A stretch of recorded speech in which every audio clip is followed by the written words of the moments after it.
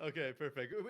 We'll get there, guys. I swear, look, it's a weekday. Things happen. We don't have producers today, so Roodood has graciously filled in, and he's trying to get everything working. So, do we have Roodood?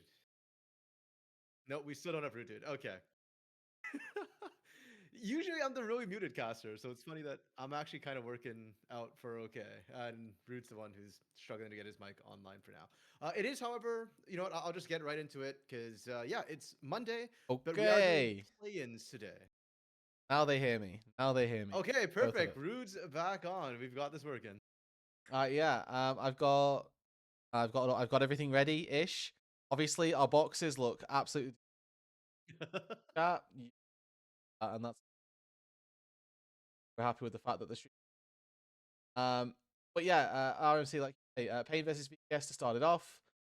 We got another best of 3 after that, so good in the hood, and this is qualification best of 3. Well, Yes.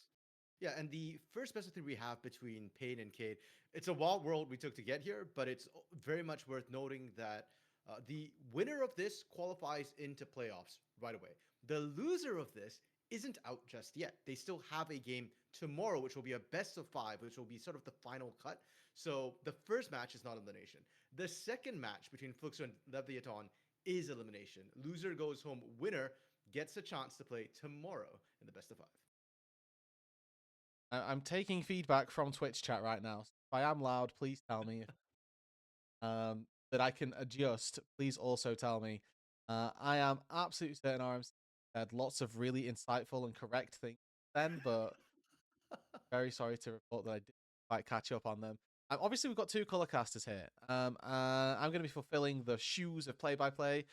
We've done this a couple of times before, actually, where I've gone on play by various different about the years that we've cast together. Good little throw. It is, yeah. It has been a couple of years, I think, since we last did. I think it was on another CBLOL broadcast. Actually, we Probably. did that for. We Yeah. definitely got paid for the first one that we did, which I don't think we should. Or we should have got paid for it, but I argue whether the merits. I'm going to pop us over to this thing because we've now got a draft, so people can draft. They can also Hey. I'll phase this out a little bit later. Yeah, but there'll be question will be whether you get to see my face when Payne starts winning, because I know that some chat was asking for a face cam when Payne won their first game on Saturday, which was I'll find wild. a way. We'll Middle see of a how it team goes. fight. Well, Payne does get first pick, so they are on red side. Kate Star's opting for the blue. It was interesting coming today, Root, because CL just did an interview, I think it was yesterday or today, where he was saying Kate are in a bad place right now. They are struggling. The vibes are bad, and individually players need to step up. And I kind of gotta agree. I feel like Miryu's really been underperforming this split, and Jones and Robo, it feels like they're waking up. It is almost playoff time after all. Hey man, I am just here for the fact that we did not B1 Rumble. You are quite right in the fact that all of those problems in VKS do exist. However, Rumble has been the B1 for the majority of this split, and to Hmm. big win for me. Yes, I fully agree, especially when I look at the fact that it's Robo for picking too. Like his Rumble, don't get me wrong, I don't think it's bad by any means. I just don't think the team necessarily plays around terribly well when he does pick that Rumble. So I'd much rather see him on a carry. That isn't to say we won't see a Rumble route. It can still pop up, but for now, at least, it's not the prior.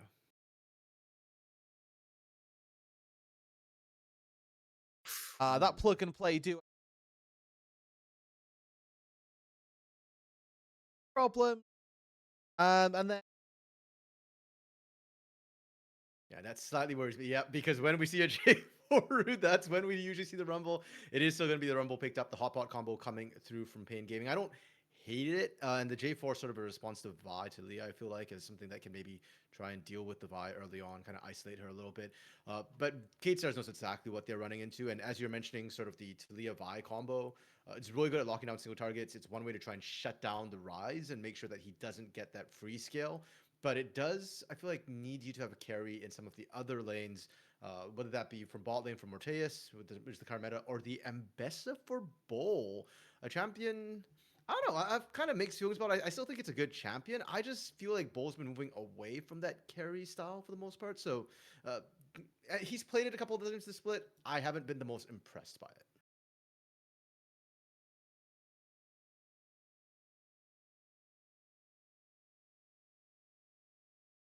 Mhm. confused.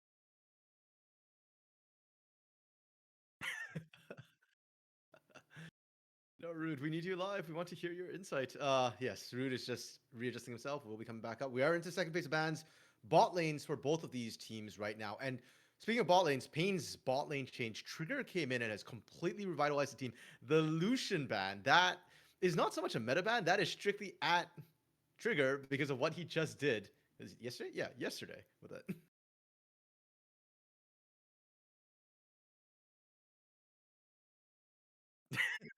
So Rude is talking. Unfortunately, yeah, the noise gate is just shafting him. That's the caster ban right How there. does that Noise gate. sound? I think that'll be better. Maybe not, but we'll see. They can hear me again, so I might just get rid of the noise gate altogether, and you can hear all of the inner workings of my apartment. It's gone. Okay. No Kaisa yet. I know Lunar in chat is advocating for a Kaisa here for Kate Stars. There's been an interesting choice. I feel like Into the Rise, we are kind of blinding it. We do see the Nico being removed from Curry. I think that's just another typical ban against him. He's just so damn good at that champion.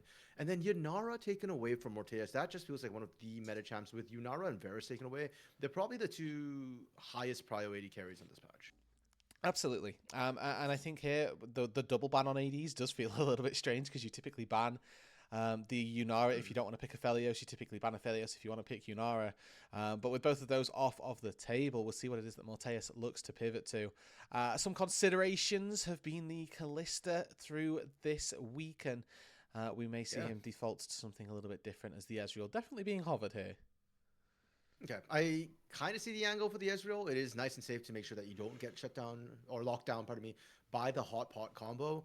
But I am a little bit concerned seeing the Ezreal being picked up here because we did see an Ezreal show up yesterday, and it wasn't terribly impressive. I'm trying to recall who actually played it. I think it was Dida actually into Rebello.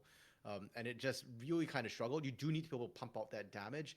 And in that, Ezreal himself isn't the longest range necessarily. Yes, he's got the Mystic Shot poke, but if he's trying to weave autos in there, he's in range of a J4. He's in range of a Rise. And if you get Rune Prisoned, you're going to get popped. Well, the Corki gets locked in for Trigger. The Nautilus in for Curry.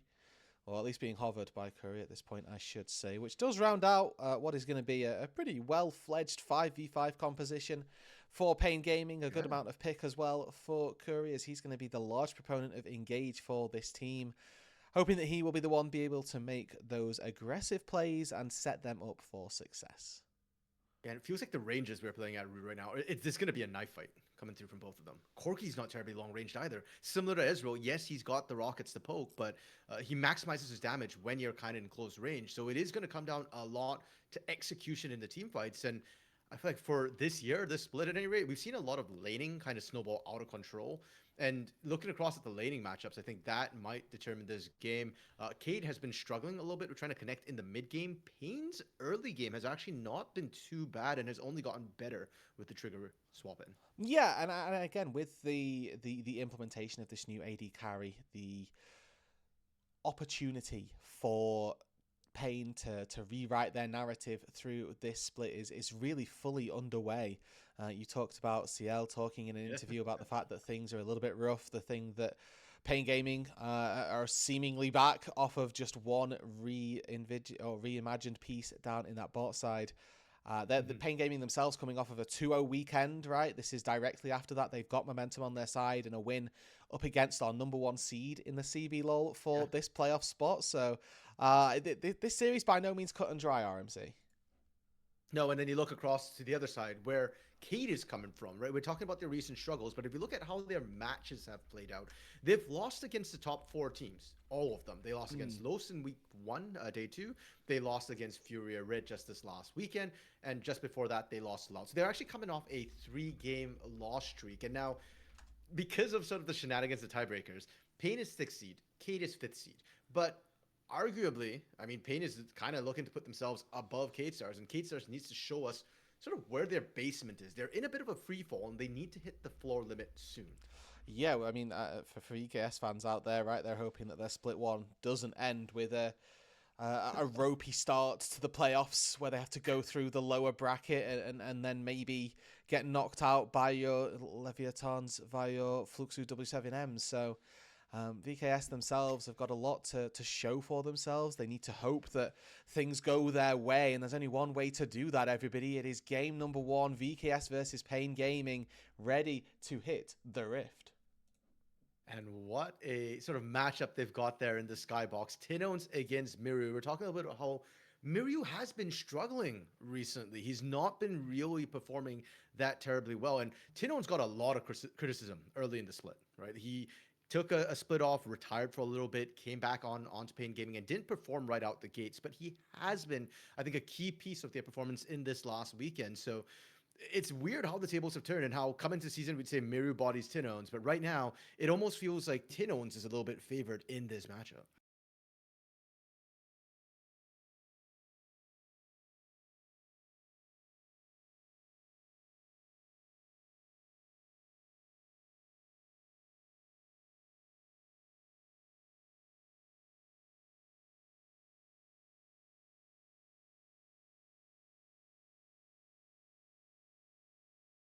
Mm-hmm. Yeah.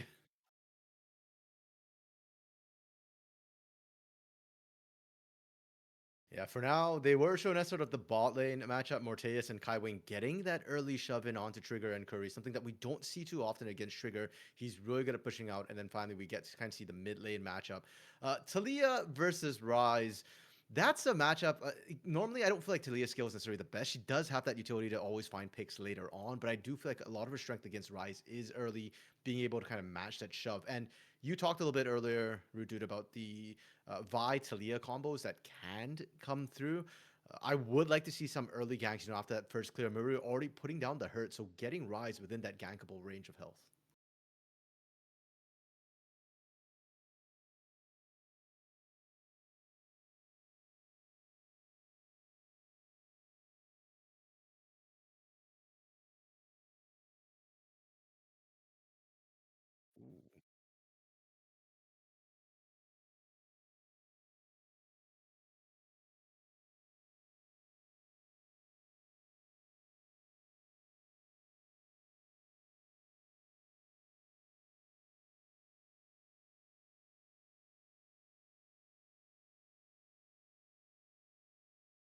Yeah, and we know that Karaoke has been a key part driving sort of the early action for the team. He has ridiculously high gank rates to come through, but it is worth noting that he doesn't gank top lane that much. He doesn't gank Robo that much. So you're talking about the fact that Robo doesn't have teleport, that he's actually opted for a combat summoner. Well, yeah, he actually needs to go visit that. Right now, he's still hovering this bot side. He's not looking at Robo for that first gank. Instead, it's Kaiwing looking for Tino, and Seismic Shove Okay. doesn't quite hit. My apologies, everybody. Hey, producer Rude on the mic and the behind the screens boxes. Good thing I caught 3 minutes in is all I'll say, and there's not been a first blood just yet. Hello, everybody. Hello, Luna Day. Hello, random Twitch bot RSO80898. Thank you very much. And Super Bren as well. Welcome. Thank you for the heads up. Let's take a look though. What I did point out, and I don't know that the rest of the chat will have quite heard it, is that TPs on Pain Gaming aren't there, and that's all that I want to say on this fact. Yeah, and it looks like Robo has managed to regain control a little bit of his lane, so kind of able to push in.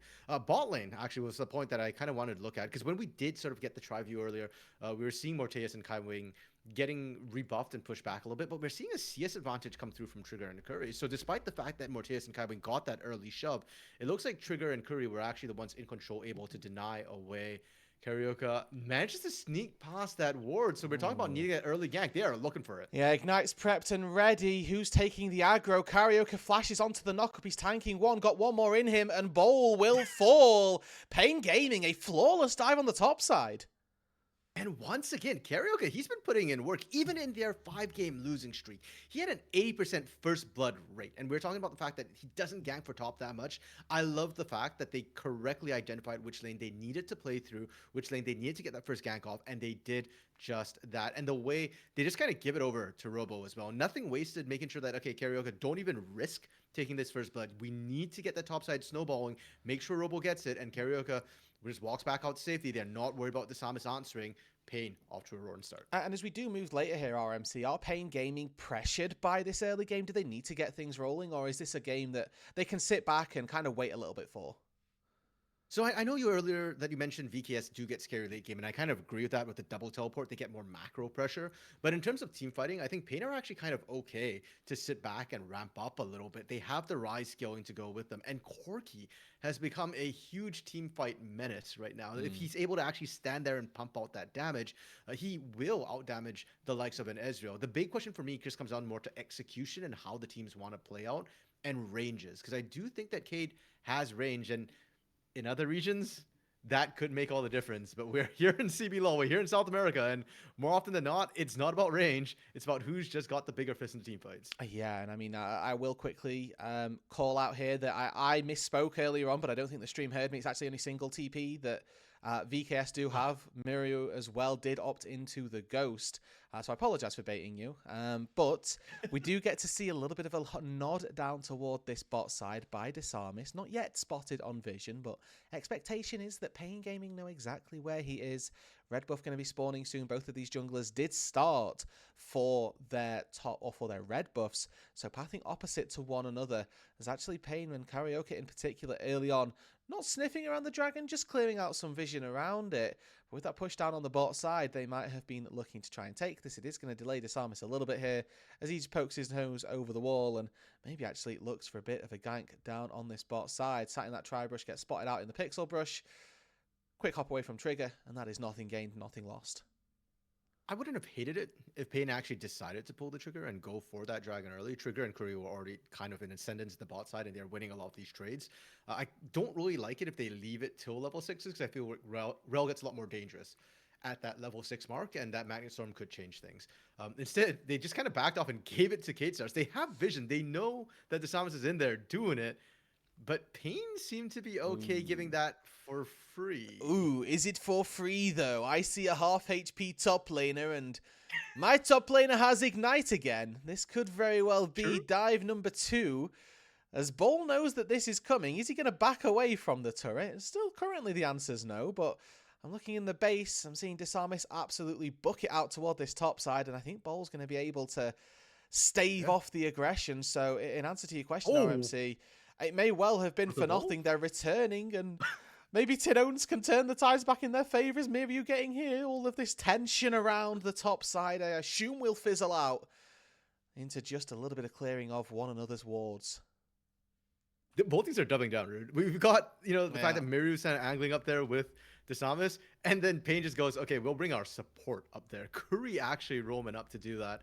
And it was a game of chicken. And I kind of think that Cade won that game of chicken a little bit. Bull sticks around. He is able to get that extra wave when he had no business doing so. A bit of a 3v3, but neither team really wants to commit to this right now. I think both, especially the mid laners, both Tinon and Miru do want to scale up and actually get their first combat items. They're not super happy to fight on the tier. There's at least a lost chapter for Miru. But yeah, Tinon's Pain as a whole, I'm not convinced. Karaoke goes in, knocks up one, the hook lands, and the rune prison will seal Kaiwing's fate. Summon a heal, summon a flash, neither of which useful enough to save the support. I hate the fact that Tinon's like, yeah, I don't want any of this, and it doesn't matter anyways, because Kaiwing served himself up on a silver platter. And I think that is one of the issues that has been kind of leveled, or complaints leveled at Kaiwing, is that he does get himself caught out. And I wonder how much of that's just miscommunication. Bull having to flash away from the flag and drag, but able to survive for now. Yeah, Trigger does need to be careful down on this bot side. He is alone as Desamis was lurking around there, and it feels like the Corki has got a little bit of a better idea now, so he's going to be able to back away. And despite Morteus' aggression with this low HP, Trigger will not get baited in. It is a small but not insignificant CS lead for the Corki down on the bot side, who has thus far been relatively left unchecked. And with these two marksmen as well, we know that they go for that same item breakpoint, so it's really easy to measure who is out in front, who it is that's lacking a little bit behind. For right now, Trigger goes back, gets that Phage and a couple of longswords as well. Those auto-attack trades going to be going very well for him. I mean, this replay just spells it all out, doesn't it, really? It does, and my eyes were kind of drawn to what was happening with Desamis and Miru a little bit, and that's why I'm not sure whose call is being made there. Like, Kaiwing stepping up, and I feel like he was expecting to have Desamis and Miru still be able to cover for him. Desamis was nearby, but not close enough, and Miru was just flat out farming midwave, so kind of a weird call to come through, and just a free death given over. We do come back to, after the replay, Pain Gaming starting up the grubs, but they are going to give one over, because Pain doesn't want to overcommit to this. They just both sneak in one away, and then I don't know if Bull's trying to delay Karaoke, or if he's getting delayed by grubs. Like, who's made a new here? Okay, Curry takes a lot of his HP here, and yes, he hooked a wall, but I don't know if it's going to get him out. His flash does, as Tinones gets hit by a flash Q from Desamis, an ulti to follow, and falls flat on his face. So, is it worse, Rude, that Kaiwing gets caught because his team doesn't back him up? Or is it worse that Tinones dies because he did try and back up his support? Well, it's neither. It's bad that Tinones dies because he didn't respect what his flash could do. Fair enough, yeah. We did see Curry flash out immediately on that engage from Kaiwing, so, support respects support, game respects game. Curry kind of getting caught out. He's been using that dredge line to kind of snap out, so even though the sun comes down, he doesn't get caught by Seismic Shove, or even if he does get caught by Seismic Shove, he gets out, but this time hits the wall, has to flash out instead, and there you're talking about the respect, the fact that Tinones didn't immediately flash back out, does get shut down. It doesn't really change too much in the grand scheme of things, but it does get Cade pretty much back onto even footing. And for Pain, it feels like a lot of their early actions, the early leads they got were kind of nullified at this point, and they do have to tighten gameplay up. I guess that applies for both teams, because Cade getting caught early was what gave Pain that early lead. Absolutely. And I mean, I was looking back at that. I don't think his flash saves him. He's still going to get vi-ulted. He's still going to get pelted by rocks, and probably a wise idea to save his flash as soon as he gets hit by the rel, but you're quite right. Both teams now back to being pretty much neutral. Trigger, though, down on this bot side continues to be a bit of a sore spot for Morteus, as the Corki does seem to be doing pretty well in these trades. Again, that very small discrepancy in items, you can tell very largely who it is that's coming out on top in that AD carry war. For Pain Gaming, a couple of quests already picked up. Means that they're probably the team that are sniffing around this dragon with the most intent. Now, that teleport being unlocked for Robo as well, he can make his way down here. Bull still has his TP up as well. And that perhaps might have been the reason why they didn't go for that first one. They're aware Miru is in the bush, so they should know that there is a potential to get flanked. Pain just really hovering around, denying away the vision, and Cade don't like their odds. Their composition trying to brute force your way in is very, very risky. So I respect that they didn't want to do that when Bull was actively engaged and unable to teleport away. Yeah, and completely against what I said, Bowl did not have teleport available, so would have been Ah, largely heading towards a 5 versus 4 had Robo been able to contribute to that play in any way. 1-for-1 on these dragons for now puts pressure a little bit at ease for both of these sides. No second dragon picked up for VKS, and Pain Gaming at this stage in the game not particularly close to their own soul either. It will be a Hex Tech when it spawns onto the Rift here in game number 1, so one worth fighting for both of these two sides. okay, Rude. So we're not quite CBLOL. We've had some kills go down, some action go down, but the first 13 minutes thus far have been largely inconclusive. It's kind of just jabbing at each other, nothing significant happening. And I do feel like both teams are waiting for the mid game, the 5v5s, to really kick things off, waiting for those breakpoints. And some of the breakpoints I want to highlight is the mid lane breakpoint. The fact that Ryze wants Rod of Ages as well as Seraph Embrace, whereas a lot of times Talia is okay with just the Seraph Embrace, which Maru has already completed. Makes me think Cade might want to start looking for action now. Double ulti coming through. Kaiwing finds a triple Magnet Storm, and Karaoke quickly hops out. But this arm is now left in the lurch. He's the one who's overextended. He falls. Curry level 6, not quite got enough HP to be taken down, as it is VKS only getting one death. And Pain Gaming finding their kill. Yeah, and respect to Cade. We were just saying they want to look for that action. Seraph's Embrace just completed. They thought they were stronger. They felt they could make action happen, but unfortunately, they weren't able to. And that was just over a red buff. Like, we did not have to commit that hard for Kaiwing. Looking for a little bit more. I don't know if this 2v1 dive works at 3v1, I guess. Miru marauding in the wings, waiting to come in on that Weaver's wall, but well played from Tinones. Recognizes that, hey, I feel a little bit exposed. Let's just back off. And Miryu had to go back mid to catch that wave. Yeah, Miryu's about half a level up over Tinones here. That one death earlier on definitely has had ramifications for Tinones in this individual lane. Similarly, though, it's the same story in the top lane. And Robo, about half a level up over Bowl. Does mean that those solo lanes are about neutral overall, as we do see Karaoke here on this Jarvan. 100% kill participation so far, finished up his first item, making a little bit of an adventure down to this bot side. And I think now that we're seeing Robo really start to put the hands on Bowl, this is where he needs to start getting worried as Karaoke moves his way down to this bot side. Oh. Cataclysm's ready, and surely this is just a 1-4-0. Flag and drag gets interrupted, though, and Bowl actually turning this one around. The Mormo Altortius does get popped. And we're going to go for dive number 2 with a 400 HP shield? I don't think so. Curry's here, and that might turn the tides of things. True Shot Barrage doesn't quite land. Hook goes wide, and now they've got to decide if they want another one. Equalizer comes down, and this time, Pain find the fight. Well, Ruth, they just needed a little bit more health, and Curry was that little bit to turn things around. Meanwhile, Sam is able to get Herald on the top side while simultaneously threatening Tinones. So Cade still able to answer back for now. Deferred gold compared to the immediate gold that Pain is picking up. Desamis, we've seen him get caught being over-aggressive before. It won't be this time, but he is feeling a little bit feisty. A little bit of extra gold being picked up here by Miryu as well. It is overall a 1-for-1 in terms of those turrets. Curry trying to be fast, Spider-Manning his way over. Will have that shortened cooldown on the Q from hitting the wall, but not going to be able to find the connection on to Miryu, as it looks like Pain Gaming looking to set themselves up back on this top side with no particular objective. That doesn't particularly make sense, as a landed auto attack will not stop the recall. Miryu barely able to limp his way out to safety. There's a dragon spawning in a minute here, RMC, and Pain Gaming are committing very heavily to this top side. Well, to be fair, Cade aren't setting up for this either. So True. I think Pain are fine and okay to do this. They already sent everybody, as you kind of mentioned, towards that top side, but they do manage to find the extra plate. They now have an extended top lane. Now I expect they'll be setting up for that dragon, and it is going to be a Hex Tech dragon. So the Hex Gates are online rooted. It allows the teams to get back out, reset a little bit quicker on this, and so I'm curious to see if it makes a difference for how these teams want to set up. Pain getting there on a normal timer.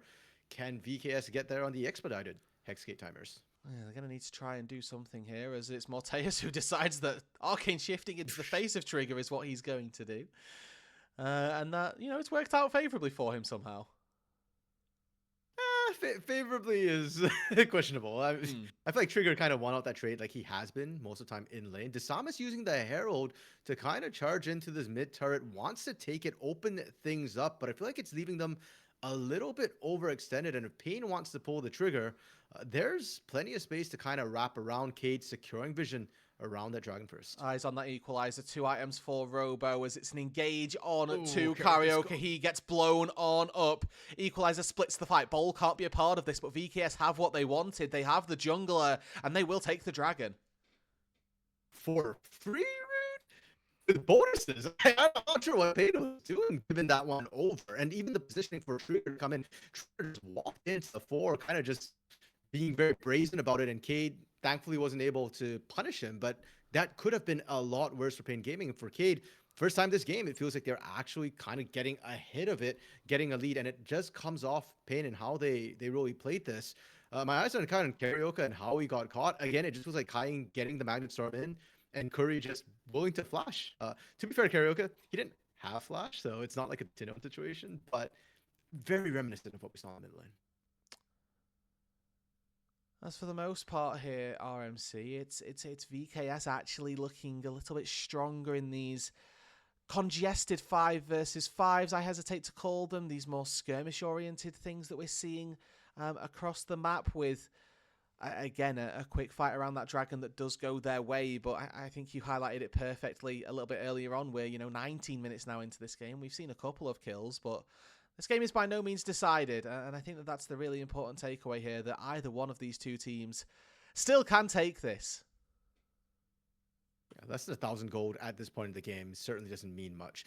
What does matter, though, is that Pain currently on the back foot for the Snakes for the near future. If you look at the items, we talked a little bit about how Rise needs his 2-item spike. Well, he's not there yet.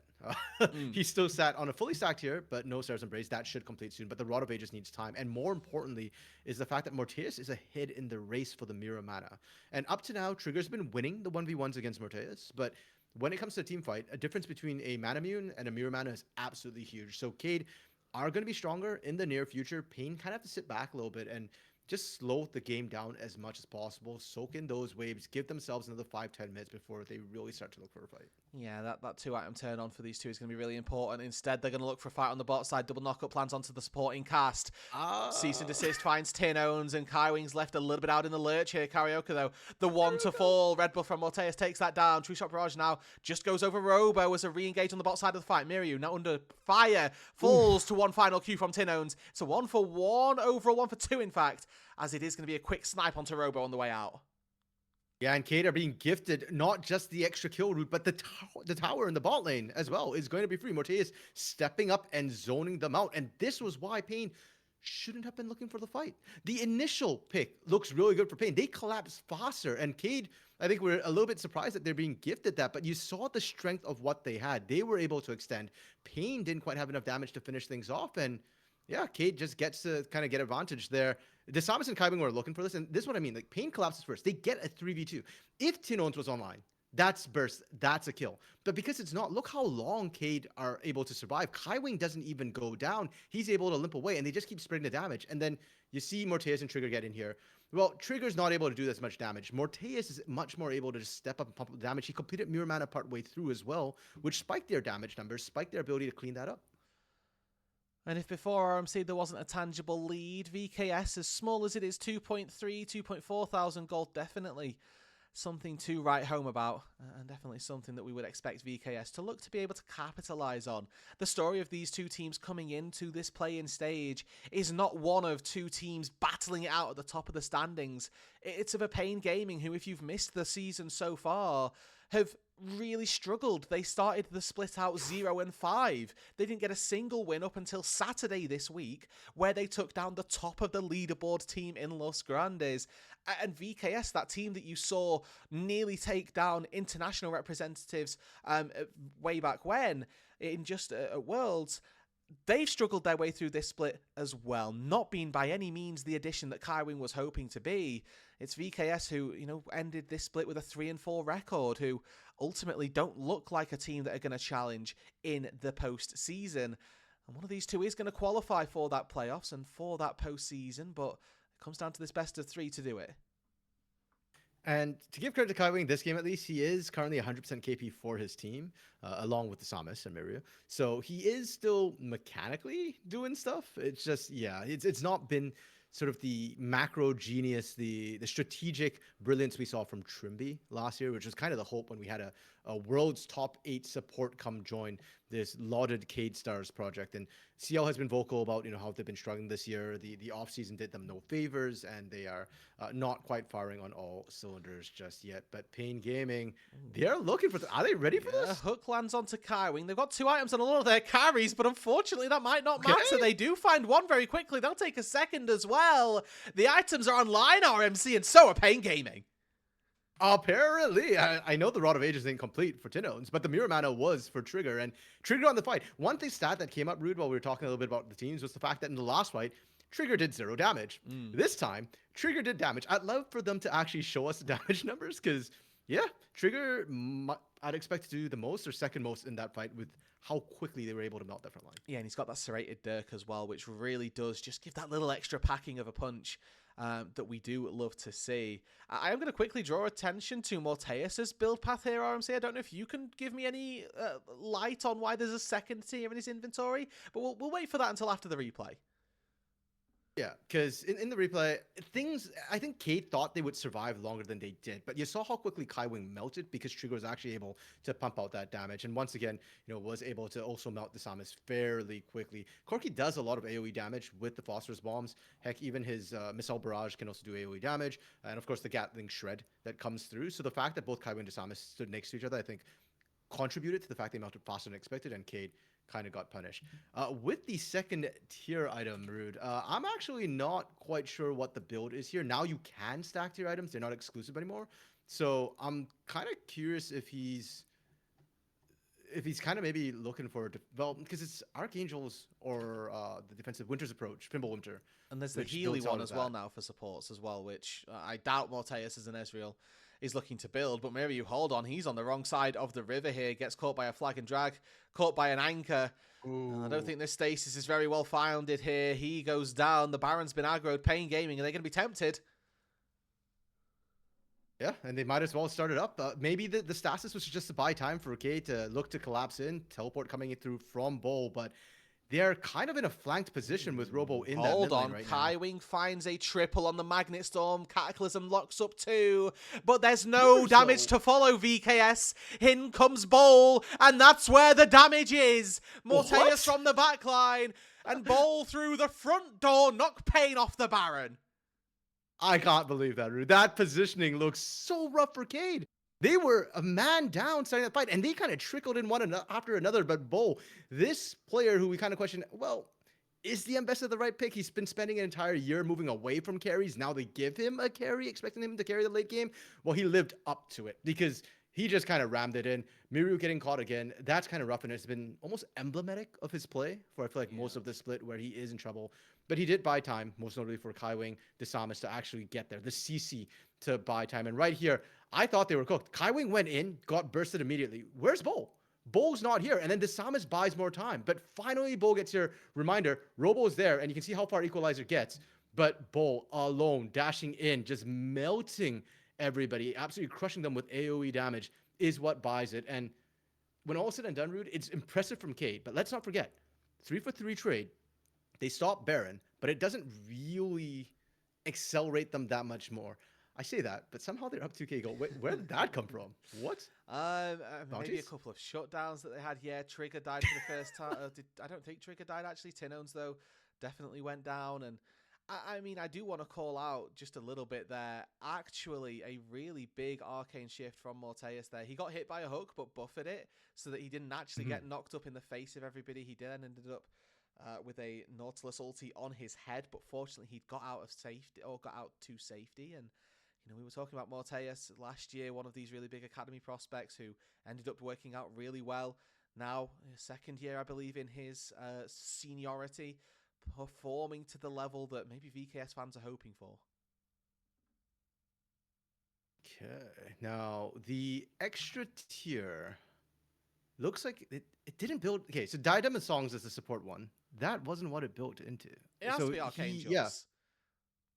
Yeah, I think he's just gonna fully stack it first before he does anything, because he looks like he's expecting to armor penetration first for now. The last whisper coming through, so but we'll keep an eye on that and see where he's going for I that. mean, he has a The arcane, 6th I item don't slot, hate it. you know? Like, we Sure. may as well, you know? If we've got an extra item to throw away, why not get a massive shield that's based on the amount of mana we have? As that's the Talia Vi combo we've been waiting for. Trigger gets knocked up, still can't move, and falls. VKS with that 2k gold lead. Flash taking over Tinones. Robo's in the backline, but he is absolutely solo. 4-0, VKS White Pain Gaming. Rude, we were just talking about how Cade kind of trickled into the Baron and it looked really, really dicey, and it felt like Pain went, bet we can do that too. Spoiler, they couldn't. They got caught initially, and that teleport from Robo was frightful, to say the least. He was not able to get any impact, just goes down, and Cade are more than happy to accelerate that. They get the kills. They're going to get Baron. Mirio's still pushing mid. Bo is going to be threatening top before Pain can really answer to this, and that might be the game that just, the fight that just broke this game. Pain Gaming were looking good coming into today. Was Trigger the piece that could take them back to former glory? Well, in game number 1, there's definitely been assuaged here as VKS put themselves up to 7,500 gold elite in the lead. A big fight once again from Morteus. You can see the damage he's been able to do. They'll take a quick pit stop at that dragon, but I dare say they've got their sights set on far loftier goals as Karaoke walks in, gets caught by a seismic shove, and he's just dead. Miryu once more, though a Weaver's Wall will rout Pain Gaming. Now they have to try and get out. Are they going to try and fight their way out through the 3v3? They take down one, but he gets traded back immediately. We've already lost our AD carry, VKS. You can't have a chance at taking this fight. And they absolutely do not. Curry will be allowed to go and tell the story of his fallen comrades as VKS take out the bot side. And a huge win for Cade here in the play-ins. This is not just the sort of first win of the play-ins. It's not just one step towards making the playoffs. It's a huge sigh of safety that they're able to kind of start connecting again together as a team. And for Pain Gaming, Root, when we saw them win this last weekend, the last 2 days, they were ahead. They smashed their lanes. They came out. They were always in the lead.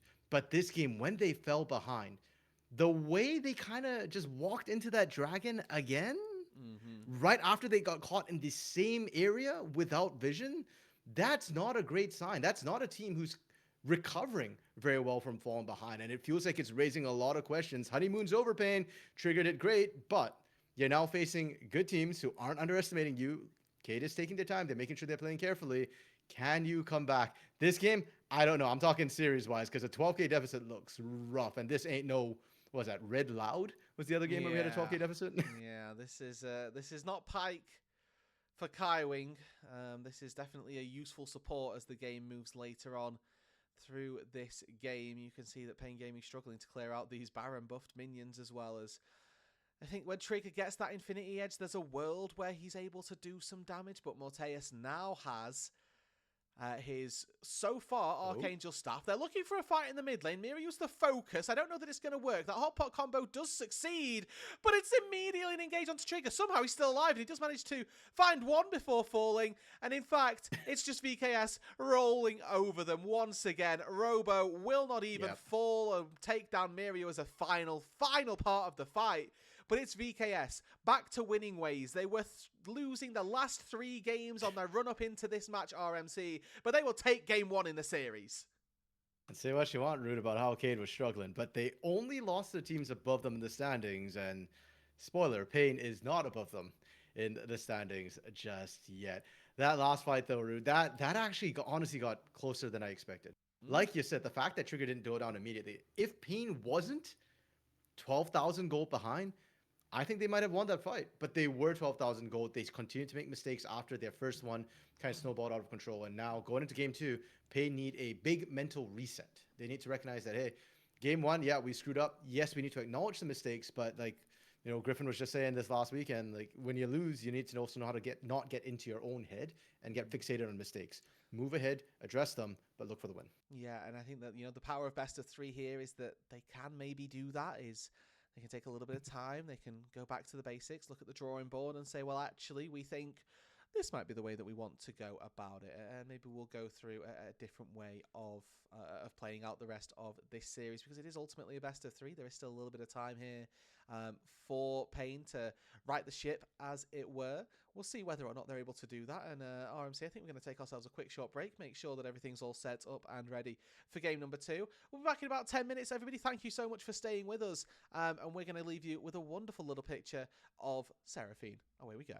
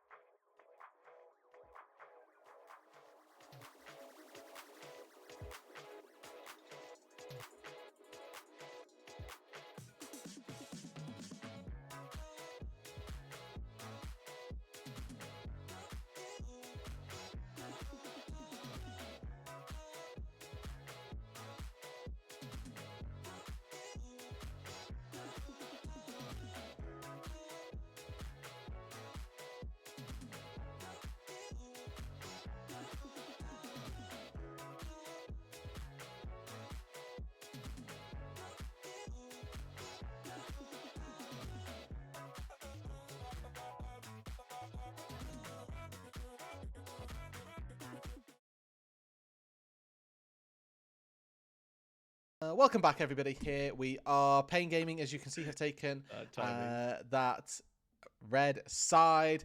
We've come back in here, and I just wanted to quickly show you that Pain have got first.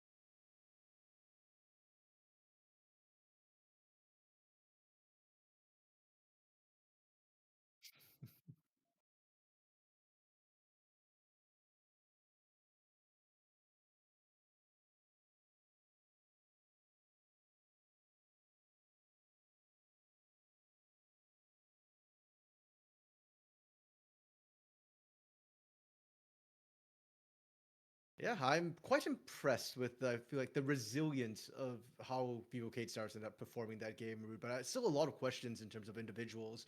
I know CL had said that some players need to step up, and while I think Bull certainly stepped up a lot that game, I'm still seeing a little bit of the disconnect between Kaiwing and the rest of the team.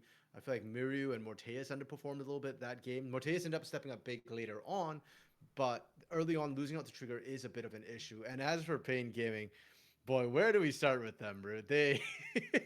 Their mid game looked an absolute mess. They were in the lead, they were in control, and you can kind of see that they threw that game a little bit. And going to game two, the mentals are a big concern. Pain's mental with Marvin looked really, really bad. We've only seen them win with Trigger, and winning covers a lot of things. So now in the first best of three of CBLOL 2026, do Pain bounce back?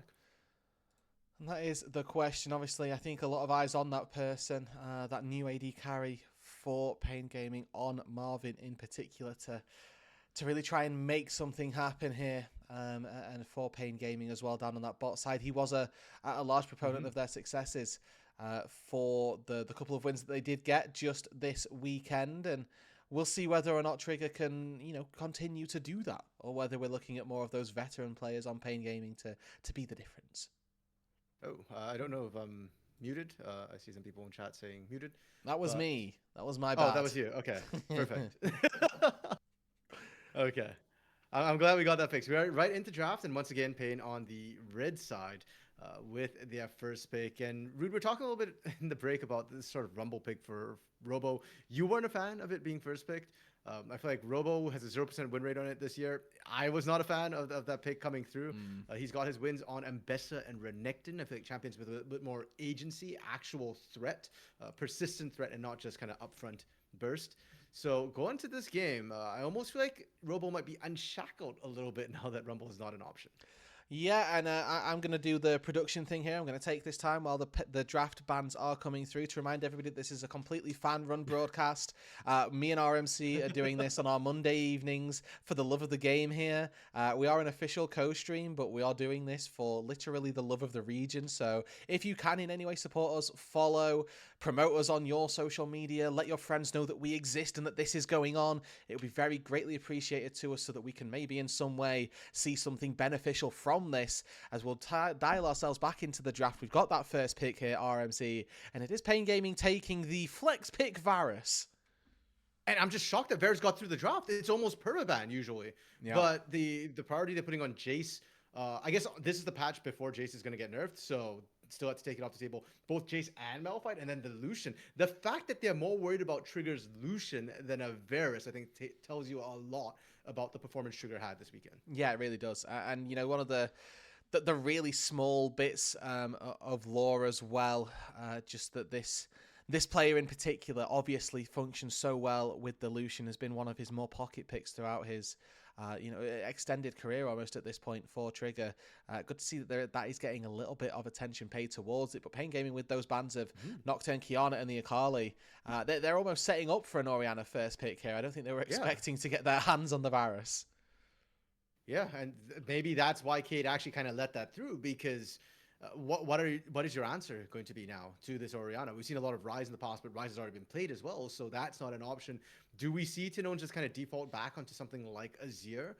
Tinone's a very good mage player, control mage player, and one who's got a long history. So yeah, looks like he's just going to default back to that Azir for now. We're already seeing a very team fight centric composition come through from Pain, very strong front to back. I would like to see a little bit more tankiness, but you could get away with the Bruiser, things like the Renekton we were discussing in that top lane for Robo to round this out. Yeah, it's an excellent call from you, RMC, there to get the Azir picked on up, and we will see how it is that the rest of this VKS draft ends up panning out. They don't see the top laner just yet, so they might look to match Marksman.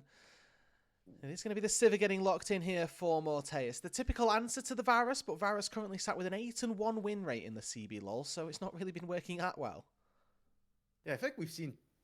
I know Trigger did play a Sivir game. I'm trying to remember if it was a game into a Varus. I feel like it was. So the whole idea being you spell shield a lot of the poke that comes through so that the Varus's poke doesn't dominate the lane, and then you have the shoving capabilities for the Sivir so that a lot of times Varus has to spend his spells on the wave to kind of keep the bounce going. The other thing I like about the Sivir is their scaling, of course. The team fights, the bouncing boomerangs will be able to match potentially an on-hit Varus and an Azir on the other side as well. So that's going to be kind of nice. But they are lacking tankiness and engage right now. Yes, you can use Pantheon as a ball delivery system for Orianna, Shockwave to kick things off, but it does get a little bit dicey. Supports are probably going to be key for Cade Stars, and that's why the Bard being banned up. But I'm more worried about the tank engage supports that Kyle can play, things like Leona potentially. Heck, even a Rakan or Alistar as well, I feel like would go out a long way with this VKS composition. So far for Pain Gaming, you highlighted it's the Bard that they wanted to get rid of the Renekton away from Robo, his only other win of this season. Found on that champion that is now banned away in the Alistar, taken out of Curry's pocket. So maybe going to be another one of those support bans, could potentially be a top laner that Pain Gaming don't want to see Bowl take into that top side removed as well. As we have got mid, support and jungle across both sides. Very dedicated team fight here for both of these squads. And a little bit, and I say a little bit here, of that poke for Trigger. Okay, so it is going to be a top lane champion being removed. And Roodood, Gwen, not something we're seeing a ton of in meta. She's almost like meta adjacent. Like we've seen her in other fringe regions counter pick, yeah. Yeah. So you mentioned she's a fringe counter pick. What's she the counter to? Like, what is Robo looking to play that he doesn't want to deal with Gwen here? A tank is the short answer, and is the really sad answer. It's Ornn, right? That's the most likely thing here, is that you probably want to play an Ornn, play something that can play that sort of team fight style, and really see how that works out for you as the Nico gets locked in here for Kaiwing. Lots of pressure, lots of engaged threat now for VKS, and a partner for Disarmus as they go diving. I feel like that's also an effective takeaway from Curry. We talked about how Curry often gets the Nico ban because he's just so damn good at it. So I like that idea from Kate, but it does leave them lacking any sort of front line right now. Yes, Pantheon can use the shield for a little bit, but it's not necessarily the safest, most consistent way to keep your backline alive. Now, we're talking tanks. I like the Ornn call. I think Ornn's really strong in general. He's great for team scaling. But if I'm thinking tank in the top lane and I'm thinking Robo, I actually think of Poppy, potentially, and especially now that we've got the Karma locked in. There is that range advantage they can play through with the Varus Karma. Tanks.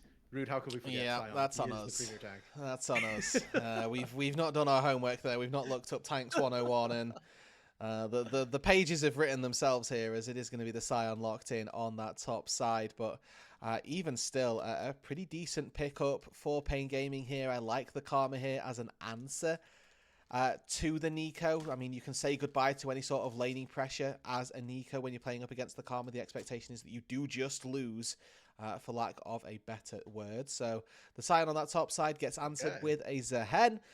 And it is just going to be full-fledged 5v5 here, I feel, RMC. Yeah, we've seen a couple of Zahens in CBLOL so far. 1 win, 1 loss. I'm not a fan of Zahen, Rude. I feel like he's really strong with the laning. Sure, he's great into the 1v1.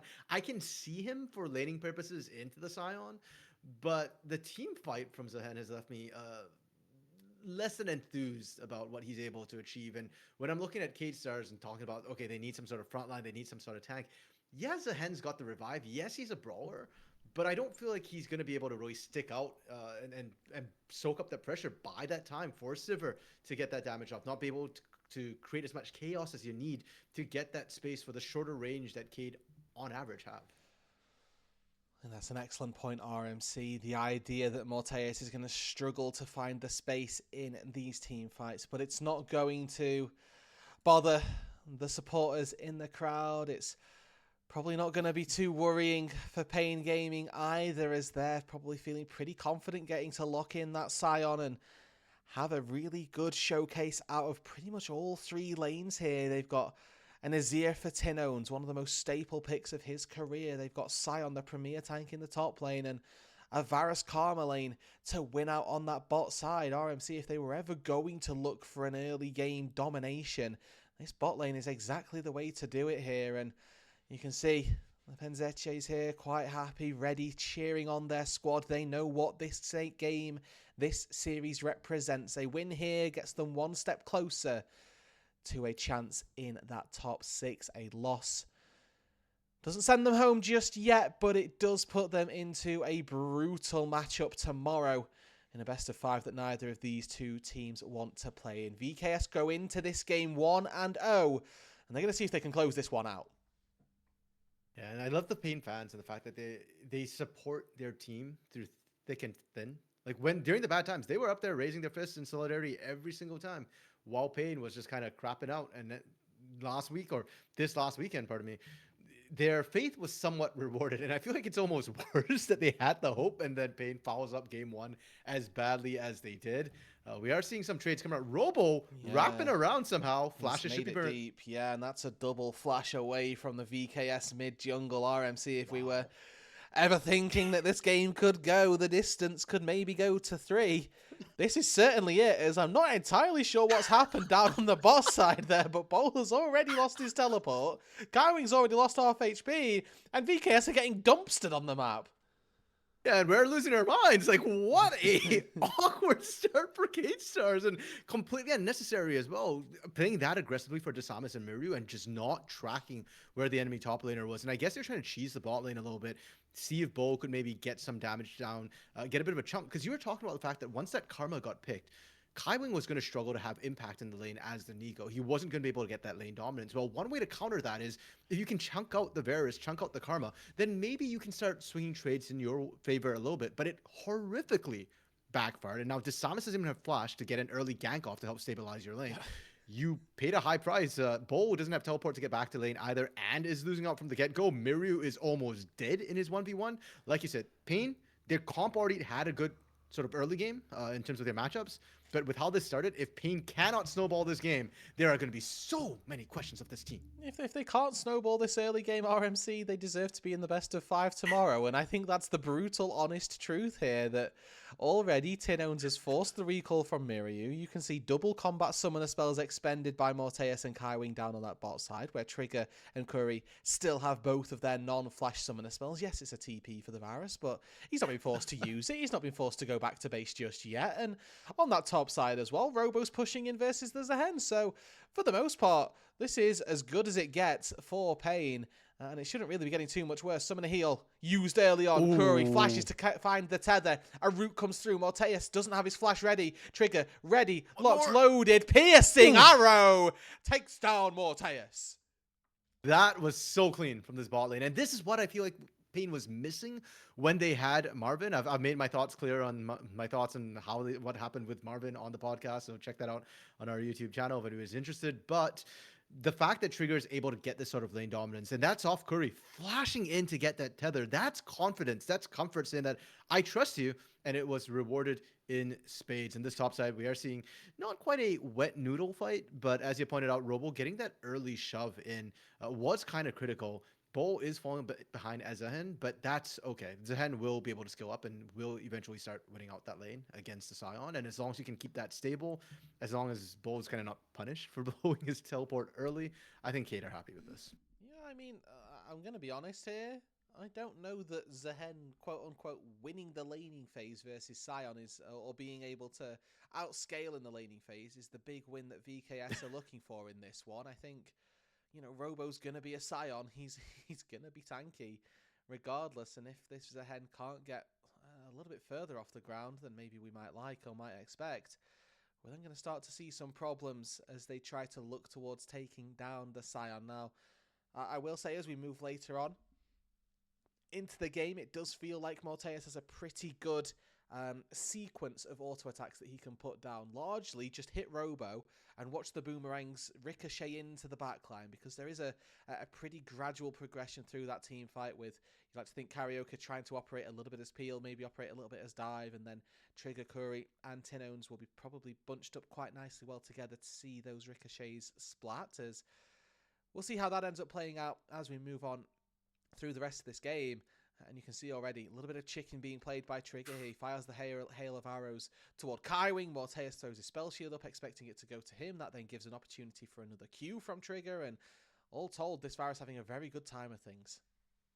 And to be fair to Morteus, this is not it's not an easy matchup. And sure, he's got a spell shield, but there's so many spells that the game of chicken isn't really fair. Even if you win the game of chicken, there's still poke to come down and hurt you and potentially win out that bot lane. So for Morteus, it really is about just trying to survive and skill up best he can without falling too far. Bull. Okay, he got that early back, picked up that Sheen already, but it doesn't look like it's changed much. The early Bramble Vest from Robo, pardon me, is doing more work. Robo fancies this. Grim Deliverance in on one side. Flash away from Bull to dodge. A knock up from Robo, and that Sheen doing pretty good work. Gets hooked back in, and Bull takes him down. Okay, Caster Curse. We were just talking about how it didn't look like he was winning that out, but I feel like Robo kind of opted into that a little bit, thought he could land all the CC, and if he had gotten the Decimating Smash, perhaps he wins that, but well played from Bull. And let's not forget what Bull achieved in game 1, because I do think it was huge, and we're seeing it again. His hands are still strong. His K potential is still good.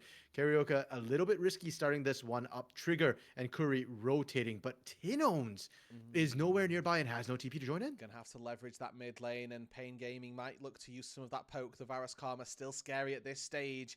Tether hits the dragon. Shockwave lands on Curry, but is it going to be enough here? Q from Disarmist takes down the Karma, and actually he's flashed out to safety. He's forced Trigger to flash to follow. It's going to be a 1-for-1 overall. Pain Gaming will be happy with this. They took down the jungler and they take down the dragon.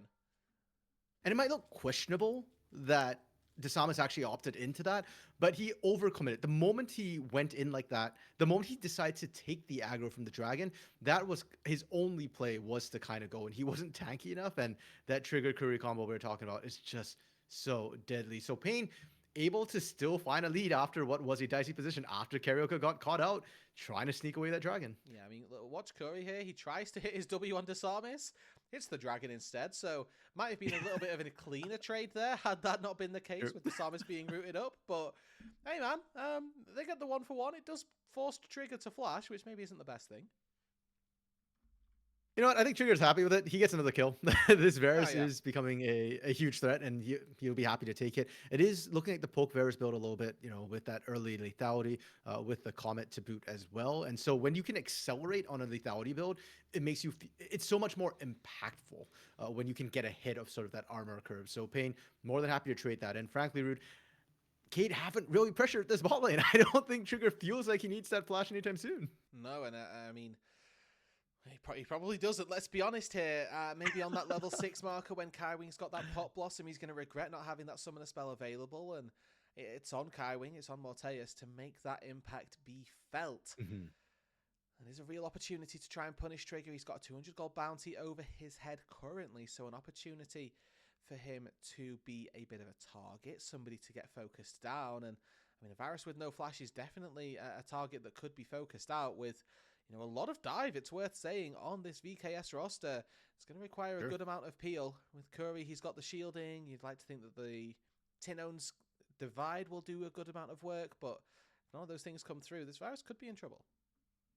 I'm actually a little bit concerned since you mentioned the dive to come through from VKS Root, because they do have dive, but it's really squishy.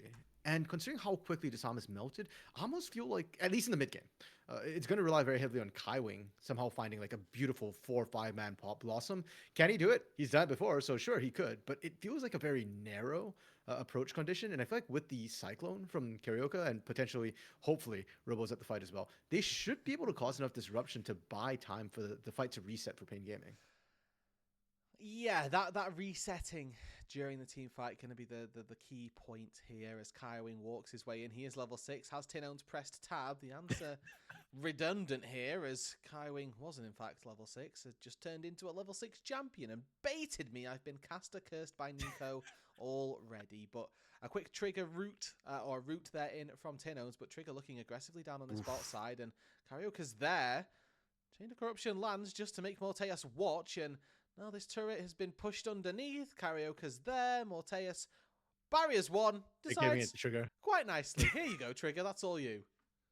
Oof. Trigger taking an extra turret shot. That is a little bit unfortunate. Thankfully for him, Desamas is nowhere nearby because Desamas is level 6 and the Grand Starfall could have been able to pick that one. We saw this before last game in the top side. Kirika continues to be a model support jungler, and there's the shuffle. Maybe under the turret here, but he hasn't taken aggro just yet. Tinones scoops him up. Maybe he walks it out. Job done. Yeah, really good patient play from Miria to make sure that he didn't panic, move the ball, do any sort of damage to Tinones, and now Shockwave back just to say, hey, I can do it too. The difference being, Tinones just came back to lane. Miria is about to go back to base and then come back to lane. Yeah, can TP back in if he wants. My concern is that Dragon timer. We are a minute and change away from that respawn. Does mean that neither of those two mid lane ultis are likely to be available. We might see Tinones have his up and ready. We get another replay of what happened down on this bot side, though. And for Morteus, I think he realized when the Chains of Corruption came out at the end that something is wrong. Why are you burning this when you can't follow up? I'm about to get ganked. Unfortunately, there is truly no angle, no play for Morteus to get out. And right there, Trigger, not quite stepping out, actually walked back in right before he dropped it, so ended up taking the extra turret shot. Doesn't mean anything in the grand scheme of things because it wasn't able to be taken advantage of, but it does remind me of the sort of small mistakes we saw come through from Pain Gaming, and it's triggering my Pain TSD a little bit that this could be a indicator that we might see some throws come through from Pain, despite their stellar early game again. Yeah, you are. We seem to have a few new faces on the stream here. For those not familiar, my co-caster RMC, a massive Pain supporter, has been throughout the duration of his time on the product. And I mean, if you are new here, I'll remind you all as well, there is a cheeky follow button there. So please do check out the stream when we are outside of the postseason as well. We're doing this pretty much every single day. The CBLOL's on for the love of it. And we'd love you to join us on that journey. I should have won the Pain jersey today, actually. True. Just didn't want to be too right? biased about it.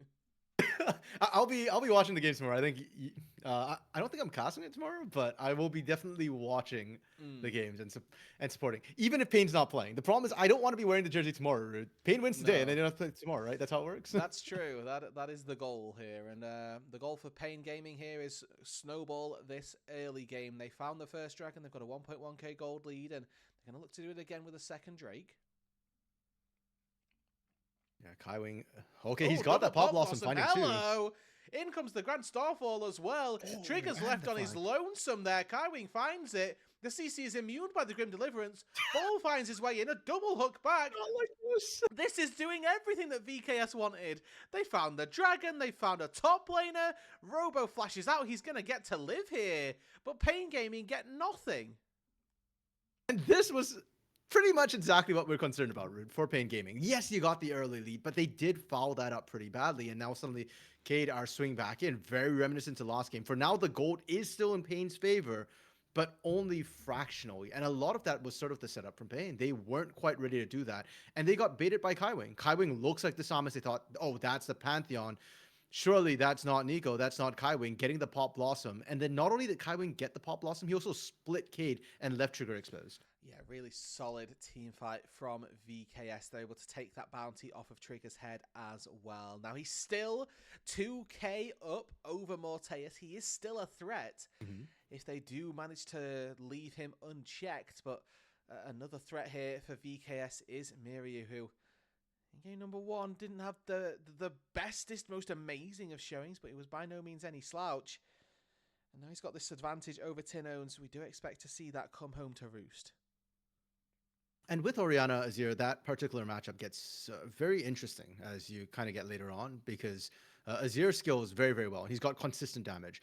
Orianna skills well too, but a lot of it's tied to that shockwave. If you hit the shockwave on priority targets, you win.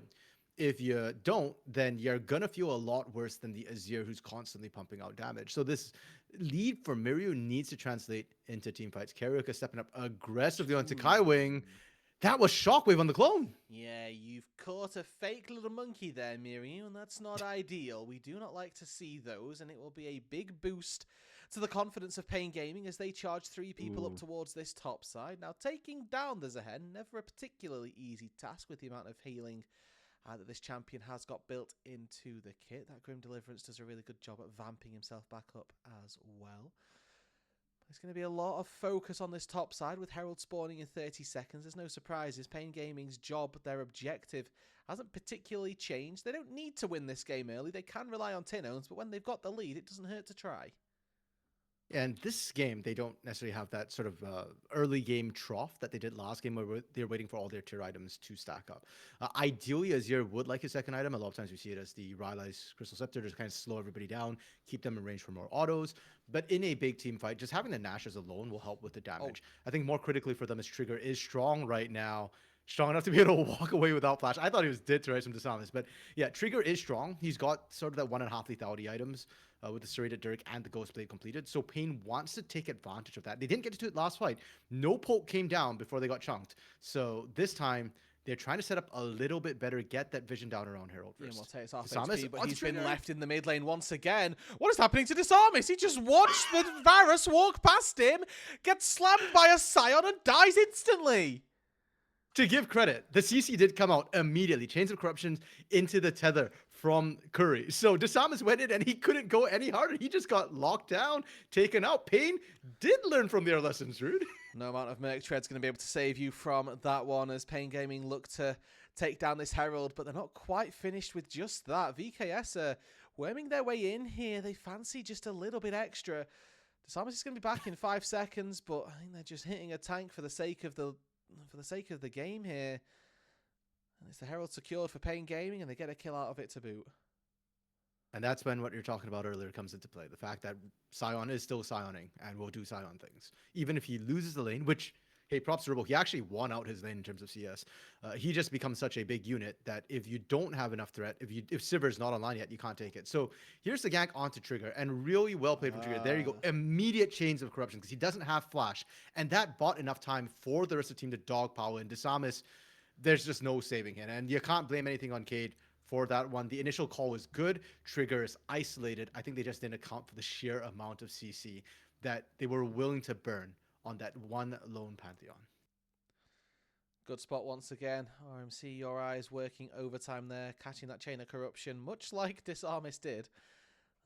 Keeps Pain Gaming, it feels like, at this higher pacing for the game with that slight lead. Echoes of Hellier, the first item picked up for Curry, so he's going to be doing a good amount of healing as well as a decent amount of base damage on this Karma, as now Pain Gaming have turned their attentions back down toward that bot side. It's a Cloud Soul this time out, and 1-to-1 thus far on these Dragons. It's not going to be one that Pain Gaming are willing to give up. No, and you can see the setup this time much better, right? They're getting that control of that pixel, of the tri-bush, pardon me, to make sure that they don't get flanked. And they are aware of potentially where Disamis is. Trigger onto that mid wave right now, but there's plenty of pinks to make sure that they know they can't see Trigger getting in. Kaiwing finds 2. Shockwave lands onto Tin-Owns and he's just dead. Karioka gets a knock up onto Morteus. The death doesn't quite follow. A piercing arrow takes him down. Ball dives into the backline and takes another one in response. But Robo, he's standing firm and the DPS just doesn't exist. It's a 2-for-1 in favor of Pain Gaming, and they're going to charge a Herald down mid as well. Yeah, and they're going to be able to just kind of take advantage of all that. Pain able to snipe, or secure, pardon me, not snipe, because they were the ones that started up the Dragon in the midst of all that chaos. And with that, I think they actually get the mid outer turret. Yeah, they are able to completely get it. Unfortunately, they won't get a second charge off Shelly, but being able to get that is already going to be more gold in their favor. Continue the snowball. RMC, when that fight started, I thought for sure that VKS were going to be home free. And I was wrong. Tell me why. I was actually shocked that Kaiwing kind of went in for that angle, because you can see Miru was not set up, unfortunately, to get the shockwave immediately. And because of that, it wasn't optimal. Things got split. And once the fight slows down, it becomes a problem for Cade, because Morteus is not online. And even worse was the angle Morteus had to come in from. He was just isolated. You can see, yeah, CL not happy with how that played out, with how slow and how chaotic that fight was. The same thing that happened to Trigger in the first fight is now happening to Morteus, where he's coming in awkward angles, he's getting picked off. And until Morteus is online, they can't afford to do that. They need to get the burst up front. They need to take down Tin-Owns, take down Trigger. If it slows down, well, you saw what happened. Both top laners were just trying to create space. Bo had to back out first. He's not a true tank, and if he doesn't have his team to help set up for him to do damage, he's just not as intimidating as Robo is. I'm not entirely sure that Robo isn't a bruiser at this stage. He's taken Ball to about 60% HP without too many difficulties, it looks like here, and Bol definitely the one who's struggling. Still has the refillable potion, so can get a little bit of HP back, and the healing from the kit not going to be going amiss either. I do want to quickly highlight here that Trigger, I like this build path where you go for a third item Mirror Mana on the Varus instead of 2 items. Feels like you don't really stack that tier fast enough to get away with a second item Mirror Mana unless you are super snowballing. And you don't particularly need that gold to go into useful stats at this stage in the game. But he's 2,500 gold up over Morteus, who is struggling his way towards an Infinity Edge, I think is the appropriate verb. Yeah, he's 2k up against the Samus, the richest person on CadeStar. So yeah, the lethality, you get the chance to just kind of sit on that tier, focus that lethality. And we talked about it earlier. If you can snowball ahead with lethality, it's much more impactful when armor is low. So you want to stack that up as fast as you can. Like you said, love that build. And it's coming to great effect, 4, 1, and 3. Bo kind of get himself out of danger a little bit, but trying to fight there, I feel like was a little bit overambitious. Karioka's just winning this 1v1. He's got 2 items on the Wukong, one more crushing blow, a quick bop on the head, and I didn't notice this, but actually, Karioka's a full item up on Bowl as well. True, yeah, I noticed that. That's crazy. Karaoke's been just everywhere, right? 7 out of 8 kills, highest kill participation alongside Trigger and Curry, and Karaoke's always been doing this consistently in all his games. He generates action, and on that fight too, here's the thing. I think Bo actually could have handled Karaoke 1v1, like potentially, would have been fine. The problem is that he couldn't stick around, and the fact that he even decided to start fighting Karaoke is where I think everything went wrong, because now you're getting slowed by that red buff. That creates time and space for Tinons to get there. Miryu, burning shockwave on Robo. I am not sold by that at all, Rude. Like, I don't think he has any kill threat. I think he needs to find it, though. His team are struggling, and he's the one sole piece that could work well. The slow lands here, and that is so much damage. This is not a tank, Riot. Gets hit by the root from Curry. Trigger on the flank. And this Orianna is just dead to rights. We've TP'd one in. We've gone for a Pantheon ulti onto another. VKS are trying to salvage this place somehow. But Pain Gaming waiting in the wings here. And look up from Robo stops Kaiwing from getting in. And VKS able to limp it out to safety. Never mind. Karaoke goes in. He's got a Cyclone. He knocks up Bowl. Tinons has a scoop. And he's going to take 3 people back, but nobody's there. Morteus tries to DPS. They take him down. Tinons will fall, but they'll take 2 in response. I want to highlight too, Tinons didn't have Rylai's. He's not rushing the Rylai's. If he had Rylai's, I actually think they could have clean wiped Cade stars then. They just didn't quite have enough CC for the rest of the team to catch up. But Cade kind of throwing good after bad. It's a little bit of the look. I respect that they're trying to work as a team, and when somebody got caught out, they want to dogpile in. But you need to know when to cut your losses, and we've seen this from Miryu. I feel like the entire season he keeps overextending and getting caught out. That's an extended long lane. You're an Orianna. You're not getting to safety, and that was why I hated him blowing the shockwave. But this was the truly baffling part. The moment Trigger flashes out, the moment you realize that you didn't catch Karaoke, why are we over chasing? And then Kaiwing gets very, very hyphy. Actually, just a Hex Tech in and Robo perfect positioning out of vision. That's when everything goes horrifically wrong. And Rude, you had a great shout out during that fight. Tinon's positioning, the fact that he was able to shifting sands into the back line, 3-man onto that Emperor's Divide. That's what helps his team. And again, if he had any sort of CC, if they could just slow down Morteus ever so slightly, that would have been a clean wipe. I do think Morteus is playing incredibly well through this series so far. Spell Shield in this game to make sure he doesn't get hit by the scoop can save his flash. Really well-timed Arcane Shift on the Ezreal to get himself out of danger of Curry's hook in game number 1. But for game number 2, it doesn't feel like it's enough. Still down 3,500 gold left to the Wolves, really. A couple of times in this match. He has reached that 2-item break point for the Sivir, but with no attack speed, is it going to be enough to try and get through what is a quote-unquote tank in Robo with 4,000 HP and probably deals just as much damage in a second, but it's not going to be easy either way. Rude, that is a tank. You've seen tanks in real life. They just roll over everything. That's true. That's true. I wouldn't stand in front of a tank and expect to live. That is true. Yeah, Robo able to just soak everything. And the biggest joke to me is that Robo is doing damage almost incidentally. Yeah. Like, his build just, if he's anywhere near you, you're taking damage right now. So you can't just run past him completely and ignore everything. And that was why I had concerns about this VKS composition they drafted. The lack of tankiness, the lack of ability to buy space for anybody, and to even dive the back line. We were hoping Samus was able to do that. We were hoping Kaiwing was able to do that. But they just have fallen too far behind at this point. And I'm looking at the way the compositions are going to interact when you're 5,000 gold down for this VKS roster. It feels like you just got to rely on picks. You cannot team fight anymore. But Roodood, when's the last time we saw Cade even look for a pick? Heck, I actually don't remember Desamis getting single ganks off. I feel like the first active play we saw was in that team fight around Dragon, and that's not a pick. That was a great catch, but it was a team fight. Make no mistake. And maybe we get to see them go to those side lanes. Let's put the ball on Desamis, see if he can make a play happen on a side laner. Miriu still here. 1.1k gold up over Tinones, who does now have that Shadow Flame finished as his second item. So isn't going to be a slouch in the damage department either. I think Miriu, as soon as he hits that level 13, maybe hits that Rabadon's, they can maybe look to try and take that big fight once again. But you can see how this gold has progressed so far through this game, RMC. It's not been pretty for VKS. No, and it's been consistent for Pain, which I think is a lot scarier. We're used to seeing Pain get sudden swings of gold, and easy come, easy go. But when they're this sort of grinding, slow pace, I feel like that's where we've traditionally seen Pain Gaming as an organization in past years excel, and more specifically, players like Robo and Tinones on Loud back in the day when they were the dynastic Loud 4 wins in a row. This was how they won, right? Once they start getting a lead, they just keep grinding it out. They don't give you ways to get back in. We're at 25 or almost 26 minutes. Rude. Baron is on the table. Neither team had looked at it prior, but I feel like it's about time for Pain to start looking at that objective specifically to close the game out. And for VKS, Baron is a potential place to throw because it doesn't look like Pain's going to throw in the lanes or at the Dragons. Hey man, my Azir's got a Nashor's Tooth. I've been ringing the Baron alarm bell for a long time if I'm the jungler this game. Like, I'm karaoke, I'm 306, my mid laner has a Nashor's Tooth. I'm thinking, why aren't we hitting this objective? But Pain Gaming, they're playing it slow, they're playing it methodical. Like you highlighted, this is a product of the players on this team, and they're going to take their time to win this one. It doesn't get worse for them as the game gets later, so then they're not governed by a clock here.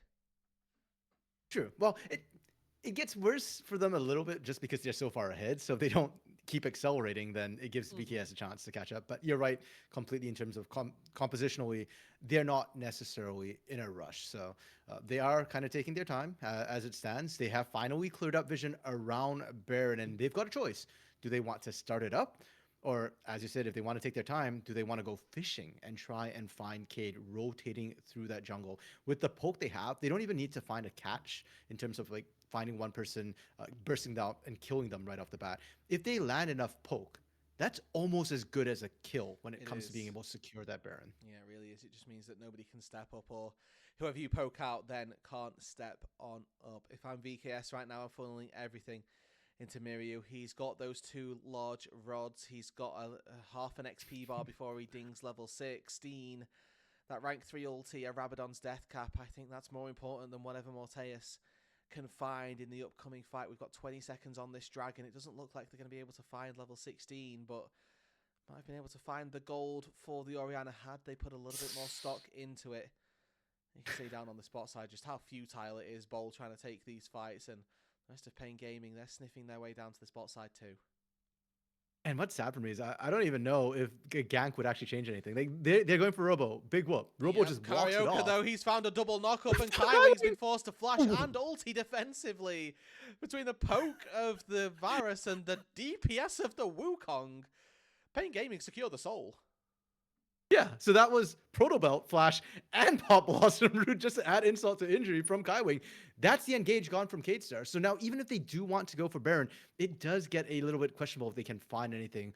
Counter pans over to Miru. He teleported pretty much as soon as that fight started. Like, as soon as Desamis had no kill angle, he was just like, yeah, there's no point getting up here. And now we saw this song and dance before. He's up a long lane with no backup. Yeah, and Curry's going to find him with the root. The shockwave barely allows Curry to limp out to safety. A random heal comes through, and that TP from Bowl sucked. He TP'd in straight onto a Scion Q. No flash for Kaiwing. He's going to fall as well. Triggers on a triple. Let's make it 4. The E wears off, and that's a quadra kill. There are missing pings into the mid lane. I don't think it's going to be a penta for the new start for Pain Gaming, but it's sure as hell going to be a good look in game 2. Like you said, Root, Morteo's doing his best, and his best includes not giving over a pentakill. What a weird series of events. Again, last game, we were joking that Payne saw Kate try and trickle into a fight and said, bet we can do better. And then they trickled in and lost the fight. This game, what's the TP from Poke? He saw what Robo did last game and said, hey, Robo, I can do it too. I'm going to TP into the middle of a losing fight where your entire team is actively, currently collapsing. And that collapse has collapsed Cade as a whole. That's the turret's gone. That's the inner being taken down by Robo. That's the Baron finally being taken with zero threat this time. And now a 10k gold advantage going over to Pain Gaming, who were already ahead, already feeling strong. Trigger now 11, 1, and 13. And this is the problem. You saw the teleports come through. So mark when Bull starts to teleport. You've seen 4 players there. Did you think DeSamus was going to bail you out? But I have the TP shield, RMC. I'm fine, surely here. I mean, yeah, that was. I mean, Robo still hasn't lost his TP shield to put it into context here. He just walks up and he's absolutely fine. I mean, for me here, Miryu's the one who's the real question mark for me. I'll be honest, because 100%. he has no purpose being that far forward. He had no right to TP up there and maybe look for that TP. You're playing against a Cloud Soul, Cloud Tile Rift. There's never really a world where that ends up working out well. Morteus has finished that Lord Dominic's regard. Miryu is level 16. He does have that death cap. The items, they're starting to come through here for VKS, but it just feels like it's too little, too late. Pain Gaming with the Baron at their backs. They take the bot lane inhibitor. They've got Robo and 2 cannon minions working on the turret in the mid lane. That will fall. An inhibitor again going to follow, and VKS have no response. Yeah, look at the chunk, Root. The fact that multiple members had to go back to base from just Curry and Trigger laying down a little bit of poke. Tinones is doing incidental damage. He's actually hitting minions, but Morteus was nearby. And they're looking to go in, but there's just no way into this fight. No way in for Kaiwing. The bowl is already just so tanky enough that he falls instantly. And ladies and gentlemen, game 1 and game 2 could not separate these two. We're going the distance. Pain, take us to game 3. And look, I know the phrase is overused, Rude, but it's so fitting here. We have ourselves a series in so many different ways. The games, I'm going to be honest, are somewhat messy. They are somewhat sloppy, but that just adds to the fun and excitement. We don't know which way it's going to go. Game 1 was a stomp for Cade after a surprising turn in the mid game, and here in game 2, it was just a clean closeout from Pain Gaming. Early good start, and they just kept on pushing. Cade, if anything, made some unforced errors, and you pointed out Miria as the sort of big issue in that game, and I fully agree. And I've got to wonder, is that Miria or is that insanity? Because the definition of insanity is doing the same thing over and over, expecting a different result. That top side, that top lane, he went up there 3 times. First time he didn't die, but the next 2 times were critical. And I don't know, this Mirio and Oriana, that's not it, man. Can we give the guy something with mobility, something with carry potential, something with agency, please? Yeah, and for Mirio there, a little bit of a stinker, it's worth saying. Like, him dying in that position just is not allowed. It is the reason that the team lose in that game, right? It's not the reason they were so far behind, that they were further behind through problems not of Mirio's own doing, right? But when you put the game into such a rough position, it really does make things very difficult. And you know, like you say, we've got our series on our hands now. It's 1-1 for both of these 2 sides, and I think that the Pain Gaming fans are definitely going to be happy about that one, RMC. Yes, we are, and it does give us the game 3. And if you're a Pain fan, you know that this is the when it comes down to one game, that's when we're well and truly alive, because that's when the adrenaline's pumping and we don't know what to expect. So with that, Rudy, I'm just kind of looking forward to this game 3 and what's going to happen. It's worth noting, so we have another series after this, so this is just the start of the day. We absolutely do. Well, you heard it from the fan and the man himself, RMC. This is the Pain Gaming comfort zone. Can they send themselves to a date with Loud, or is it going to be the lower bracket and the hard way through? We'll find out after this break.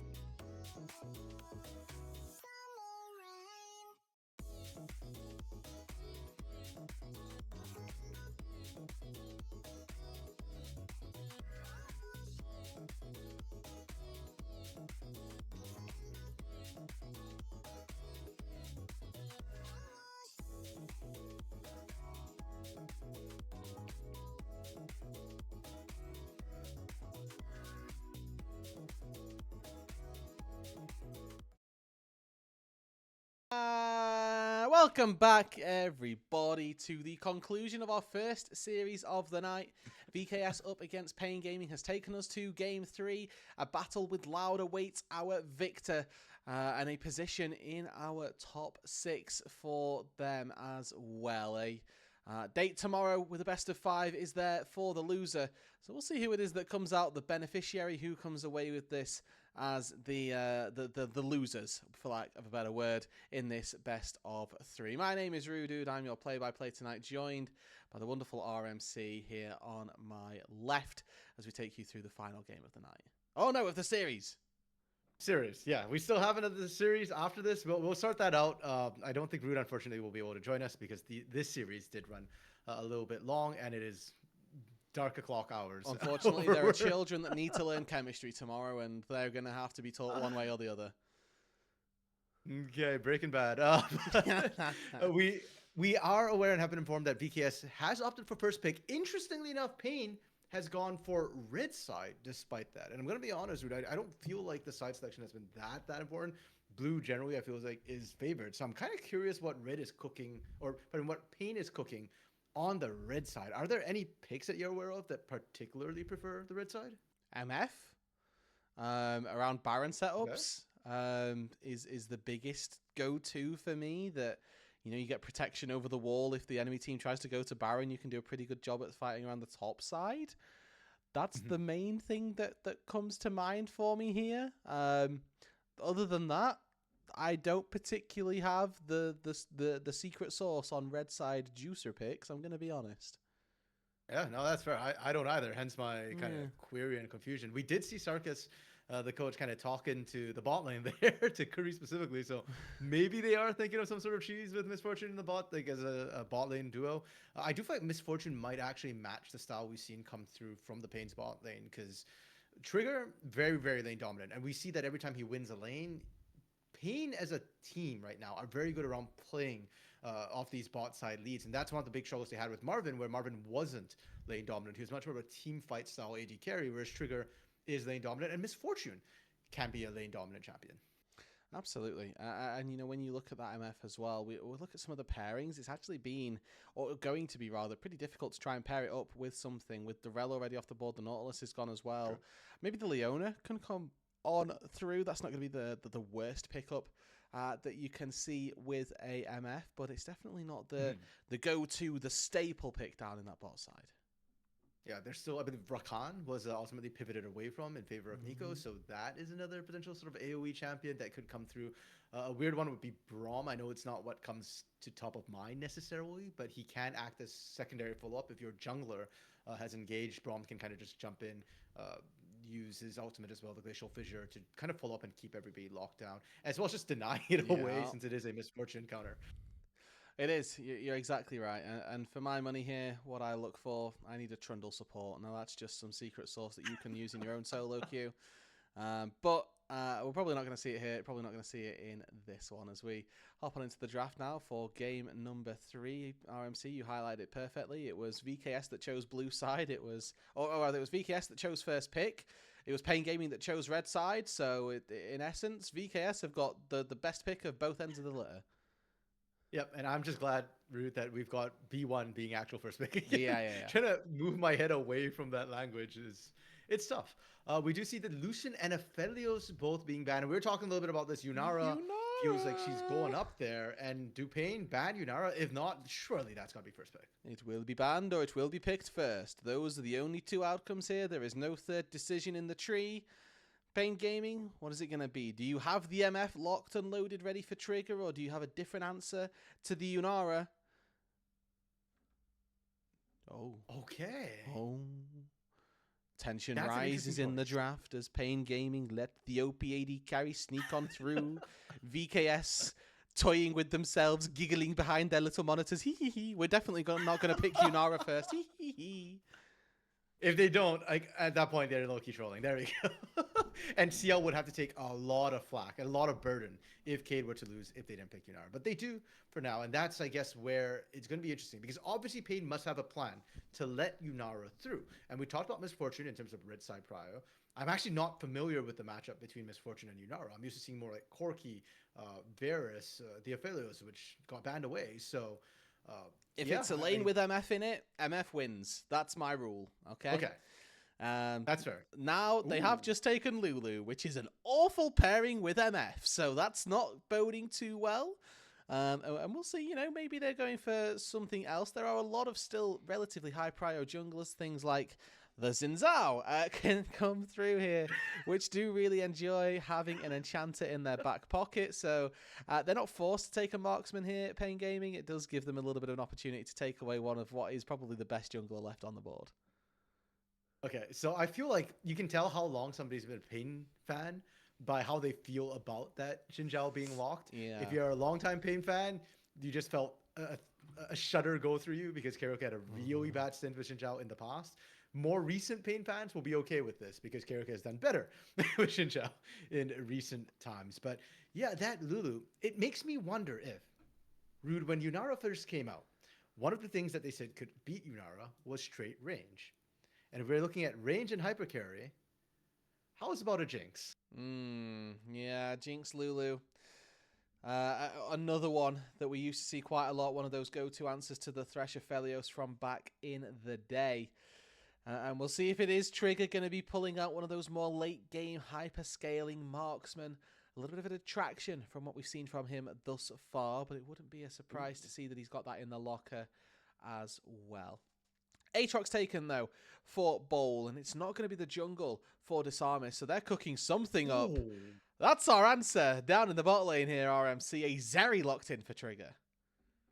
That for me, that ain't an answer. That's just more questions. I don't think I've actually seen the Zeri Yunara matchup, and I don't feel like Yunara is particularly worried about Zeri, right? Like, you're just auto attacking for the most part, anyway. So you can run around all you want as long as you're playing kind of within range. Whereas the Zeri's got the hard part where she has to land her Qs, or else she's playing within range of the Yunara. So interesting choice, very skill-based choice. You know what? It matches Trigger's profile, I guess, in terms of what he likes to play. We're seeing very sort of mismatched, I feel like, in terms of what the teams have opted to pick early on the draft. Cade's still looking for their jungle and support at this point, whereas Pain is looking for their solo lanes. And they know exactly what they're playing into, but it's going to give Cade the time and ability to kind of take away some of the potential counters. And with Mbessa off the table, I guess Cassante maybe into the Aatrox could be something they might look to ban away.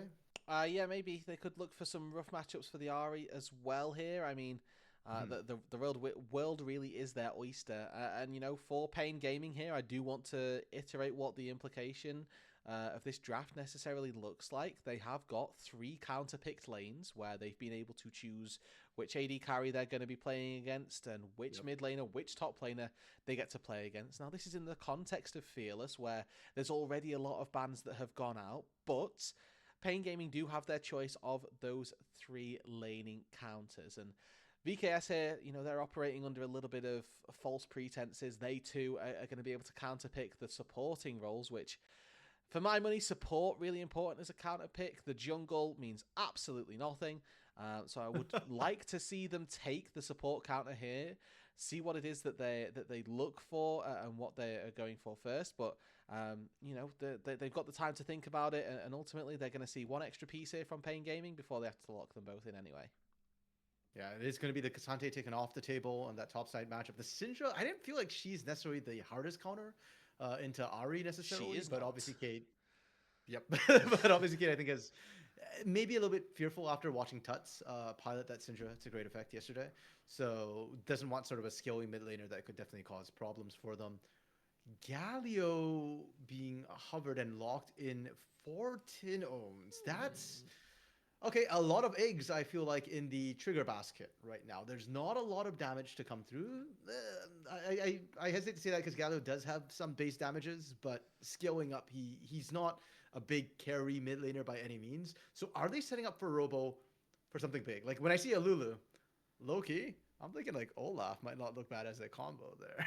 Call me crazy, okay? But since Trigger's introduction to the team, it feels like putting our eggs in his basket has yielded more fruit than it's ruined. So I'm not against this as an idea of protect the marksman, see how that goes. But this Nami pick for Kaiwing, I am a big fan of.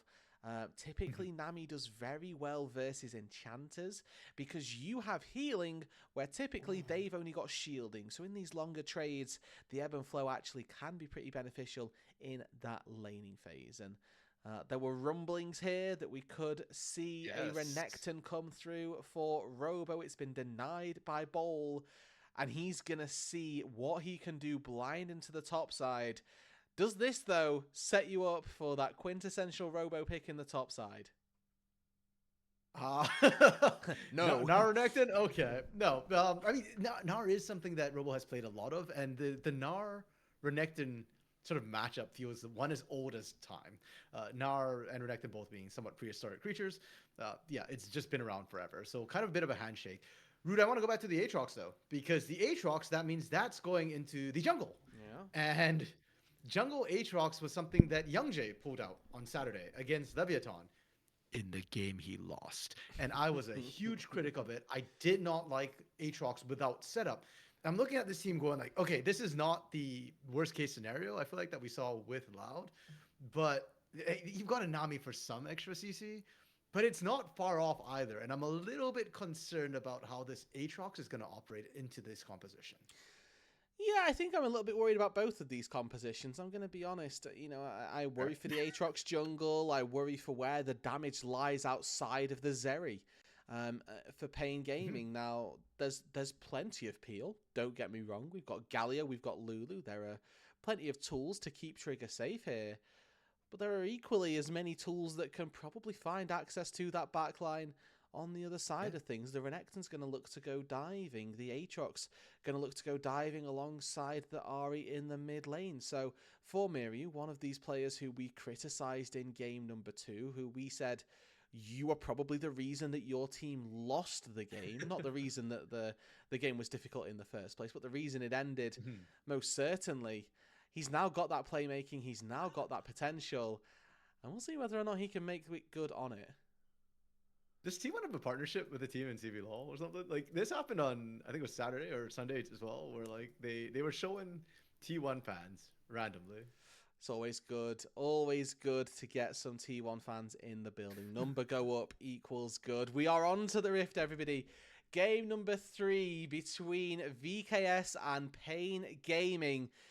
This is the one for all of the marbles here in this play-in series. The winners make themselves a surefire in the top 6. The losers have to play a grueling best of 5 tomorrow against the victors of our next series. I preferred the way you put it when we came back on. Instead of a grueling best of 5, it was a date tomorrow. And if you lose and get a date, that just sounds like a positive to me.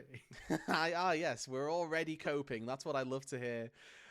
From the Pain Gaming fan on the show, and we can see I chose Pain going there tomorrow.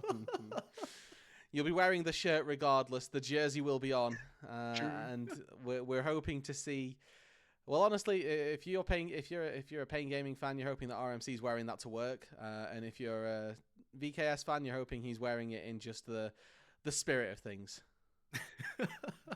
Well, for now, we will have to find out the answer onto the Rift, and as we kind of talked about, a lot of pressure onto Trigger's shoulders right now. This particular game, a lot of focus since he is the primary carry. But should he not be able to primarily carry, Pain's secondary carry is going to be the top lane. Robo with this Gnar. When he's Mega, he's great PO, he's great disruption. When he's Mini, he does do work. Okay, a heavy trade from Trigger. Oh, he's already, okay. Those are some broad shoulders from Trigger down there. But back to Robo. I'm a bit worried about his shoulders because he's actually been losing to Bull for most of the series.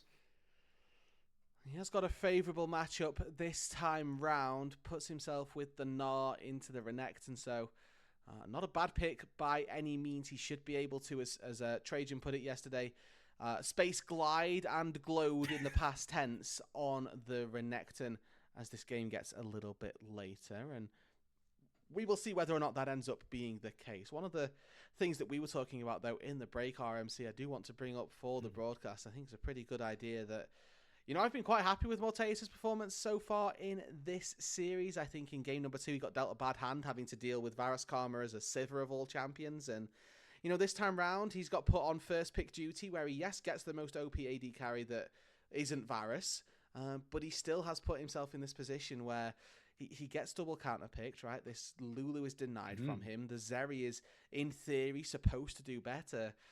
I've been quite happy with Morteus as an answer to Trigger in this series, and I hope for the good longevity of the series that can continue. Yeah, if anything, he's kind of been getting a little bit of the Ninja Kiwi treatment. For those of y'all who remember Ninja Kiwi, we have an award named in his name here on the CBLOL English for an AD carry who it's not his fault, but he can't quite seem to win. And that's been Morteus in this series a little bit, where he's unfortunately not winning the matchup. And I guess this particular matchup, when he's given the Unar, it's not about winning anymore. It's just about kind of scaling up. Kind of what happened to Sivir last game. But his team fell apart before it could get there. This time, I think Unara much more...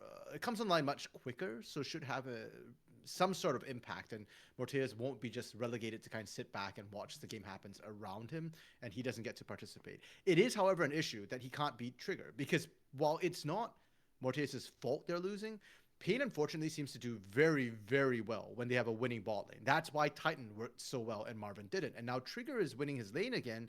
That becomes an issue, not necessarily for Morteus, but for the rest of the team in terms of how aggressively Pain are willing to play.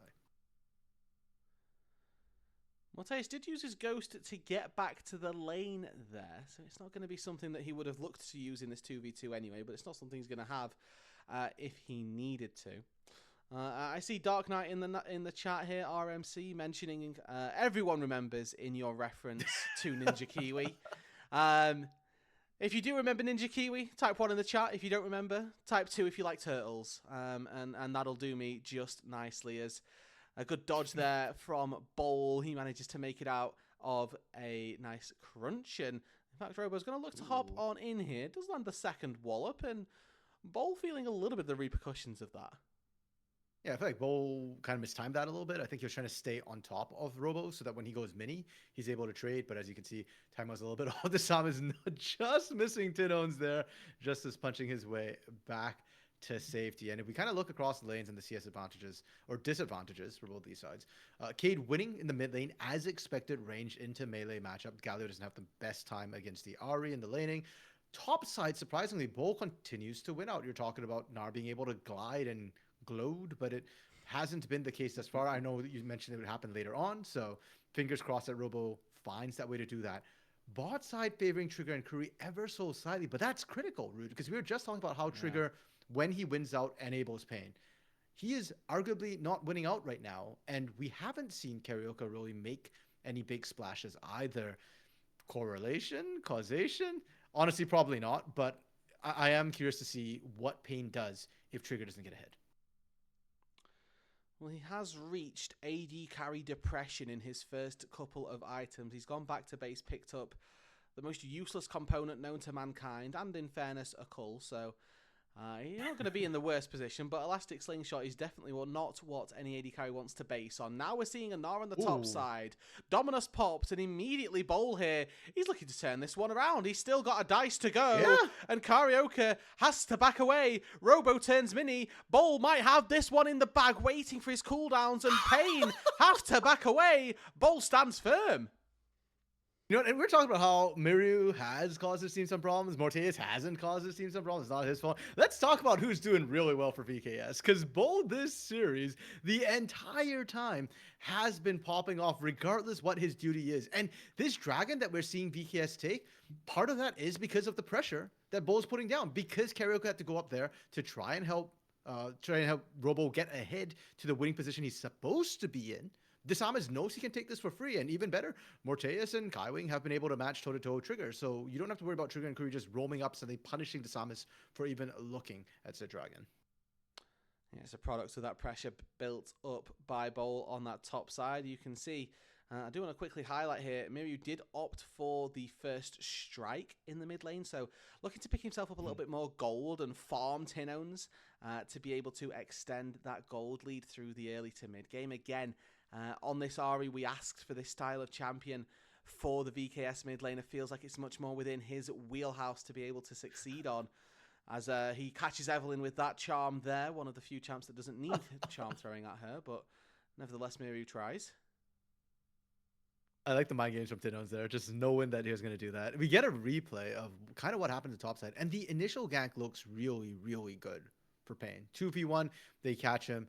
But Bowl, that right there, the flash into the bush, I think was really critical because they dropped vision of him for a second, and that gives time for the cooldowns to come back up. And he's still draining away on Robo while that was happening. So everything's kind of set up perfectly, and Bowl just being able to outplay that. Again, he doesn't need to get a kill, but just making sure that he doesn't end up in a worse position than his lane opponent and that he soaked time from the enemy jungler automatically just puts his entire team ahead as a whole.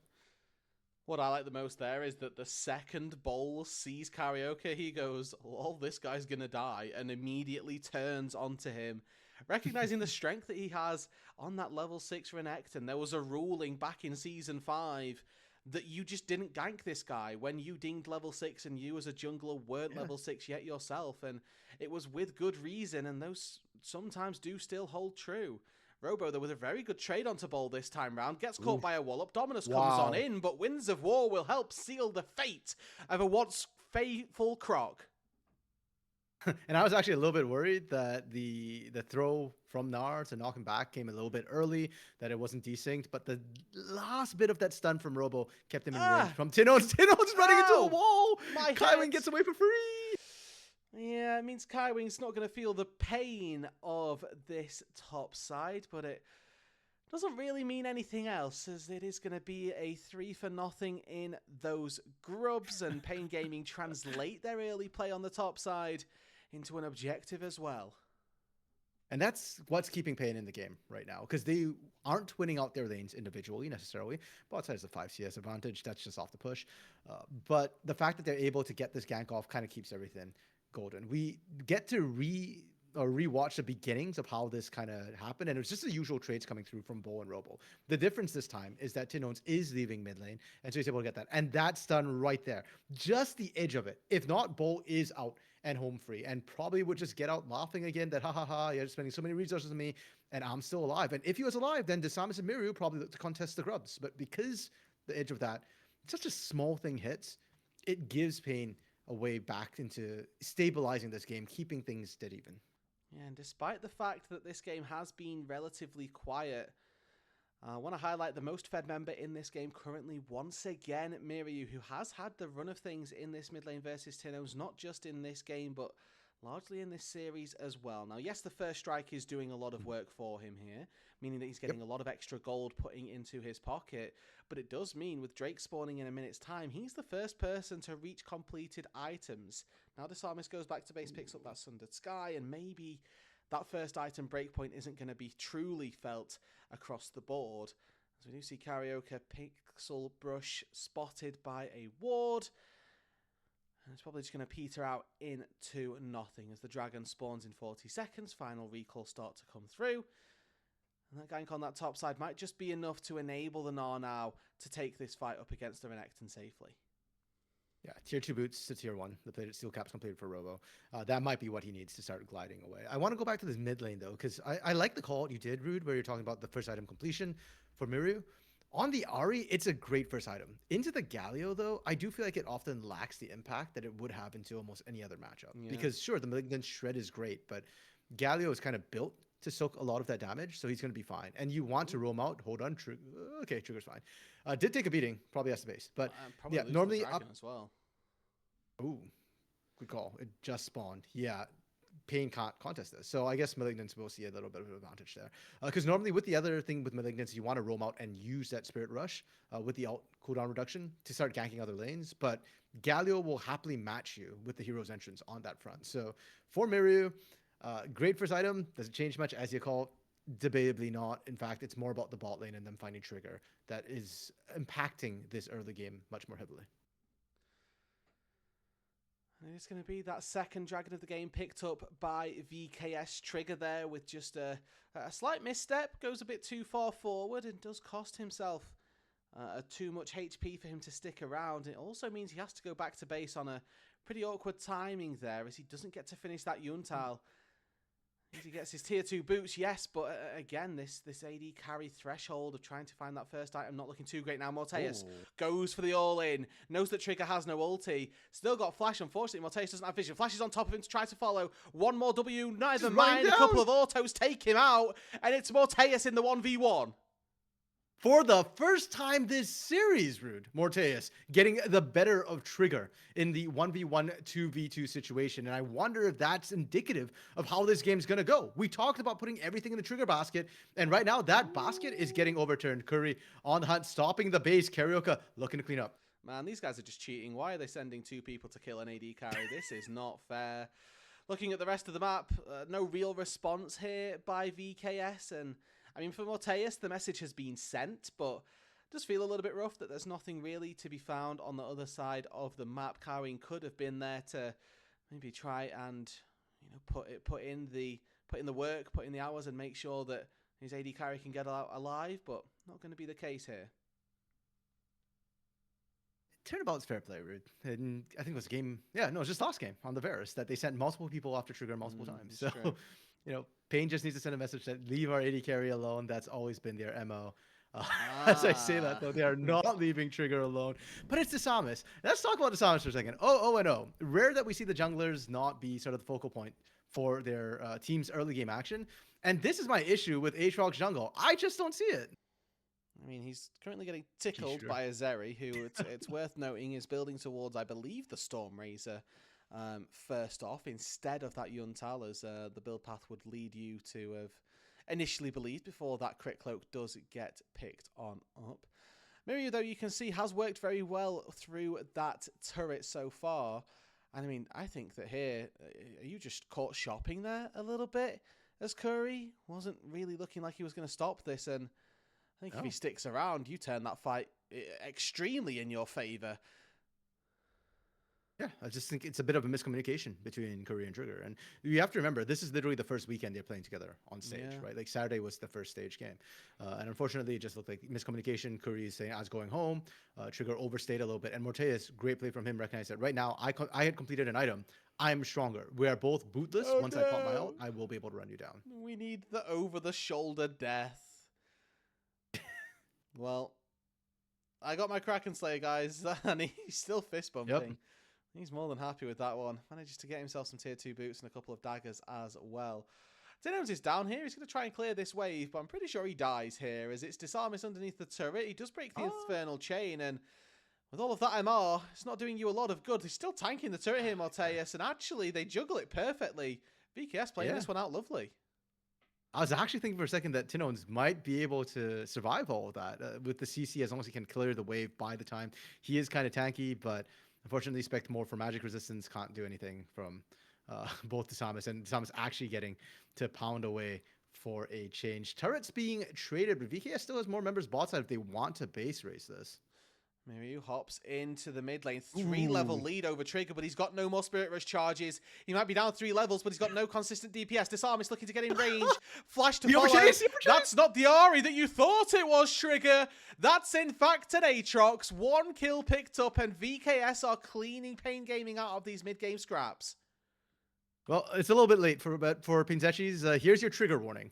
The scenes that we are about to witness might trigger you. And unfortunately for Pain, like, that's just rough from Trigger. Like, he massively overchased. Yeah. He's still using a P shooter with that Storm Razor. You're seeing how long it's taking him to chunk through an Ahri, who's one of the less tanky members of VKS. And look, the initial start is good, right? You're talking about maybe what could have happened to the bot side. This is the idea of it, where Curry's there in his back pocket. He's helping along. But when you couldn't kill him and he walks into the river like that and you've lost all control of your bot side, you do not chase into Fog of War. Immediately punished. And the sickest part for me was that Trigger kept going. He wasn't even looking to turn around at that point. So he would have run face first into whatever was there. It didn't need to be an Aatrox over the wall. Yeah, I won't say particularly happy reactions from either of the coaches, let's be honest. It didn't look like VKS were happy with the fact that Miryu had missed out on quite so many of his skill shots, but it doesn't stop Pain Gaming from trying to start this dragon up. All ultis are available, but the 2,500 gold lead to VKS, you can't help but feel like this fight is already skewed in one direction. Disarmis hops over the wall. He doesn't quite find the dragon, but in goes Miryu. No charm used just yet. Bowl on the flank. They look to try and find another. Karaoke might just be the sacrificial Xin Zhao for the slaughter. And a 1 for Drake, I think, honestly. Pain Gaming slowed down the pace of the game. They would have taken it. But a charm finds another. It's Disarmis with the double, and Miryu still on the hunt here. 2 charges of Spirit Rush left to go. Might look for just 1 extra. Hops back over the wall. I think that death in the back half of that Trigger again. 0 and 3 on this Zeri, not having the greatest of showcases on this counter pick. No to nodes. No to nodes. That's just illegal. You don't get to do that when you've lost 2 members off of that. And like you, I think 1 for Drake, that's a trait that generally favors the Drake. But when you're losing the second one, that usually costs you more. In this case, an outer turret. I did want to highlight to the Herald that did get dropped down by Pain. Just goes to absolute waste. Morteus able to take out Shelly before she can do anything and still get the turret. Yeah, it's kind of rough for Pain. They're now hunting for Bull, arguably overextending for Bull. The outer turret is still there. Surely there's no way they get a kill here. They're going to have to look for something. The rest of the game doesn't look great. They're still ready with the dive, but I think they probably had to send that there, I'm going to be honest. But Robo's the one who has to tank the turret. He's the one who also does the majority of the damage. So if he's tanking, it's not boding all that well. Now in this mid lane once again, Trigger too far forward. He's got an E, so he does get over the wall this time, and the big fat wall does make the Zeri a little bit safer in that mid lane. But overall, again, losing out on all this HP is not what you want. Trigger, I don't think he does know. What is he pathing this way for? Trying to work his way to get his E back up. Flash and barrier burn just because you took a greedy route. Not what we want to see. Robo hops over the wall. It does end up with a World Ender being utilized. And Pain Gaming down on this bot side jungle. Now going to lose 1 extra. Tinones will fall here. It's Bowl with a quick culling of the Meek. And that's exactly what Tinones feels like this game. Yeah, Pain as a whole is just starting to fall apart. They are overextending for reasons unnecessary. And once again, Miryu's TP'd in. 1 infernal chain lands. Karaoke gets pulled back. The Crescent card doing good work. But Miryu hops under the turret here. Charm lands. Wild Growth tries to keep Robo alive. Doesn't quite make it work, and he's still fishing, still waiting here. Spirit Rush 1 more back over the wall. Can he find the charm? Flash connection. It does come through, but he goes too far. Neutralized. It's Pain Trigger that finds the kill in response.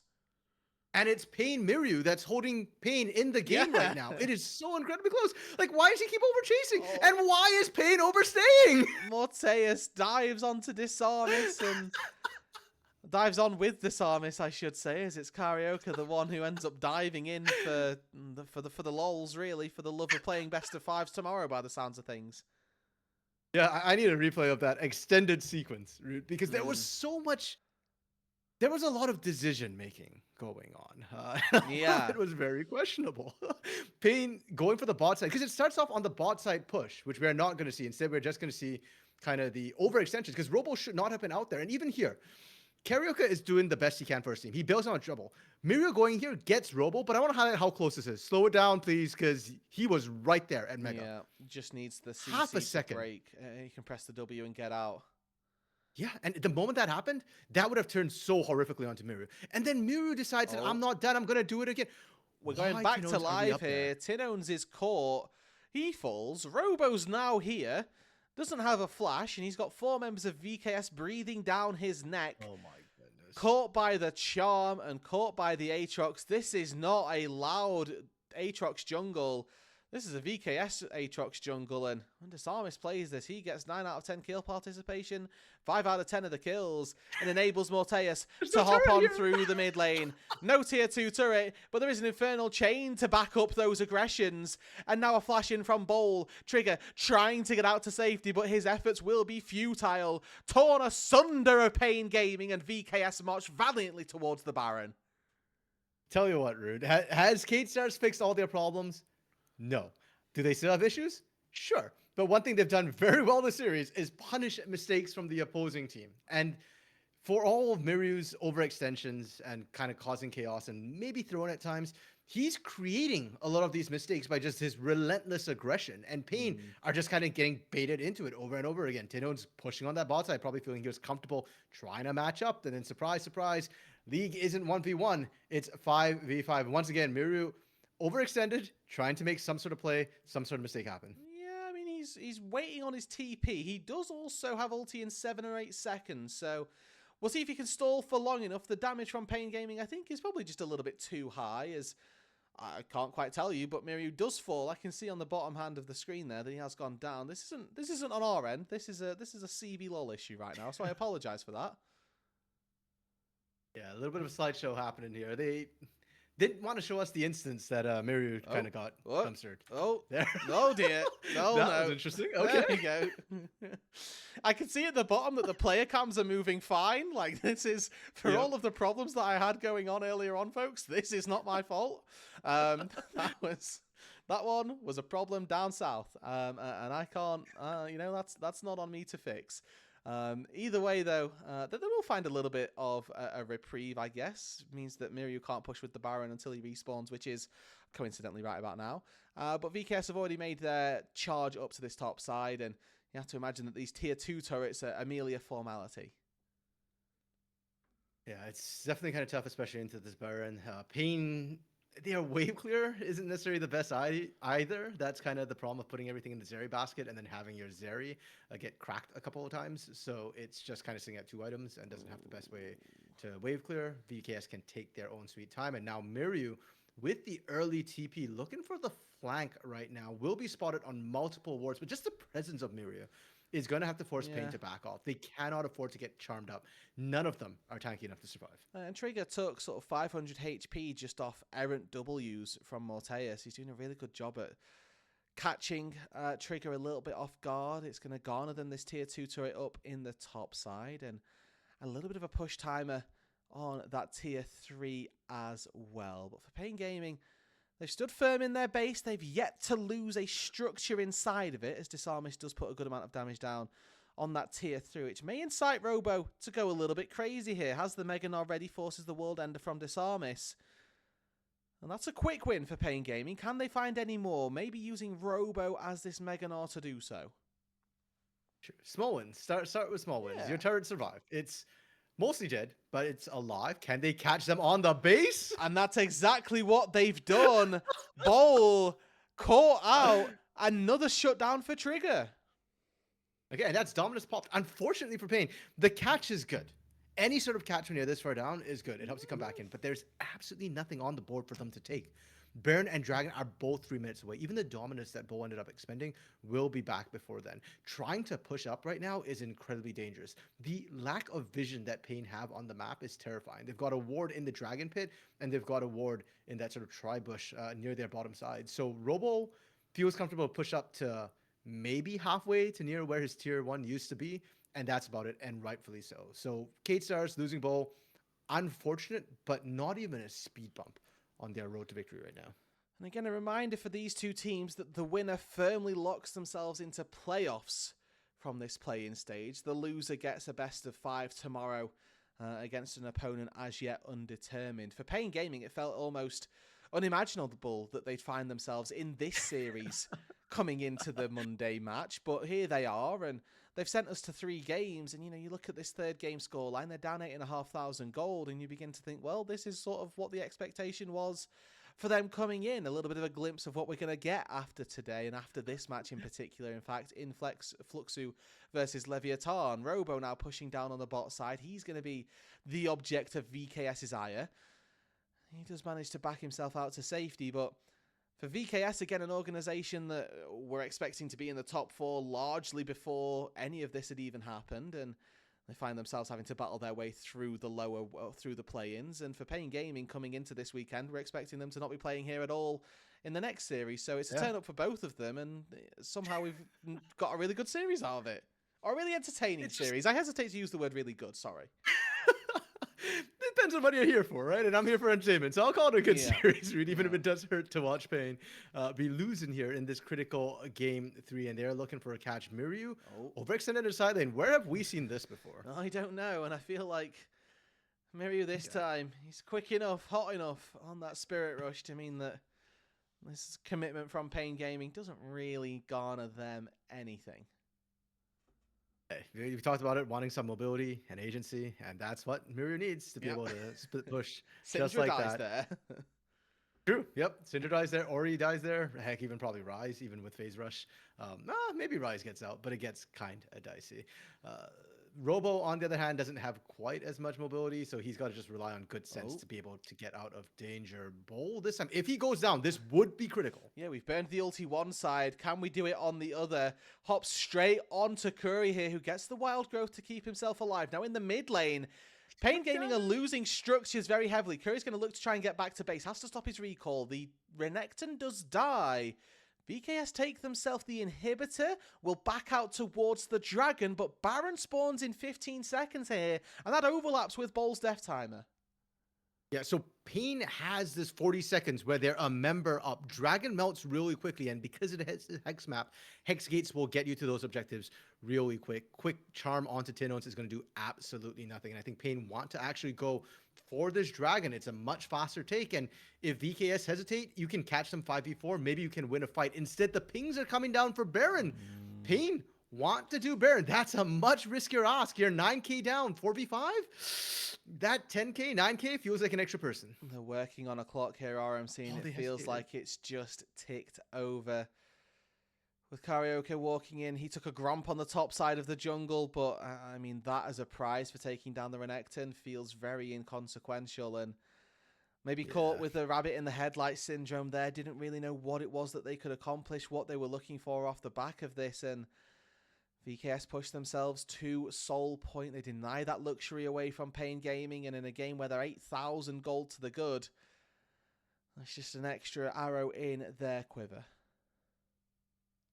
And once again, we kind of go back to the same holding position we were prior to that pick onto Bowl, where Pain Gaming, they're still looking for something to happen. What they did manage to do, at least during the time where they did take Bowl down, was try and reestablish themselves on the map, push out their side lanes a little bit, but their vision is still sorely lacking, and it does get kind of iffy as to whether or not they'll be able to really significantly contest this Baron in any sort of meaningful way. Desamis now clearing vision out. Worth noting as well, Desamis 5-0-6. It's not died this game. I know that I trash talk the Aatrox jungle. I'm still not a fan of it, but Desamis is kind of making it look like it's working, and he's got the highest skill participation on his team, so he is there for all the action. He's doing very well. Looks like we're going to see a bit of a scrap in this topside jungle. Robo about to go mega tidal wave those zones him back out. TP coming in for VKS Bowl. An extra 1,000 HP on his shield as the world ender from Desamis keeps him nice and tanky. Flash into the backline goes Bowl, and in goes Morteus as well. A double for him. Let's make it 3 as Trigger can't quite make it work. A date with Loud awaits you in the upper playoffs, but for Pain Gaming, it's a date tomorrow. VKS 2-1 take this series, and Pain Gaming, we will be seeing you tomorrow. Is nature healing, Rude? Because 2 days ago, at the start of this weekend, if you had said that Pain was gonna make it up here and beat the threat, people would have been shocked. They were 0-5. And then this morning, we were kind of like, or earlier today when this all started, it was like, well, surely they can't lose to a VKS who's falling apart when they just beat Los Grandes. And yet here we are again, Los Grandes, pardon me, VKS is going up against Loud, the same team that sent them spiraling down into the bottom four in the first place. And Pain will be up against Fluxo and Leviathan, where they've amongst compatriots where they've been for most of the split thus far. I mean, if the player cams don't show you everything off the back of that, Kaiwing, when the game ends, let out a massive sigh of relief. Just saw his fringe sort of flare up a little bit as he went, just breathes out through the bottom pouted out lip. And yeah, VKS know that one should have maybe been a little bit more confirmed, a little bit easier, but yeah, they make it work in the end, and they do find themselves with that 2-1 victory. They secure themselves a spot now in the playoffs proper. Obviously, Pain Gaming yet to play. Or not yet to play, but they'll have to play it tomorrow. One more to go. For Cade Stars, though, take one win at a time, right? Their win today does mean that they don't have to try again tomorrow. They've got 1 week. Next Saturday will be when they play up against Loud at the usual time, 8 a.m. Pacific. I believe that's 1 p.m. Brazil time, or is it 2 p.m.? 1 p.m. Brazil time. So they'll have time to kind of fix their problems a little bit. And week to week, a lot can change. So huge props to VKS. Huge props to Bo, I feel like. I think a lot of this game was driven by Bo and Mortea stepping up huge in that game 3. Pain, on the other hand, you know what? They've lost a lot this split. I feel like they should be kind of used to it. And tomorrow will be the big test. A best of 5, which kind of gets dicey for Pain from time to time. But at the same time, Fuxu and Leviathan do not look quite as scary, should not look quite as scary as VKS. No, they shouldn't. And I think that series is going to be a treat to watch. We are unfortunately going to have to cut it to a quick break. Just so you know, I am going to have to depart for the second series. We are going to be sending it to the RMC co-stream vibes. So the stream's going to go down. It's going to come back up in a minute. Give us a second to work things out, and we'll be right back with that next series on the other side of this break. Don't go anywhere.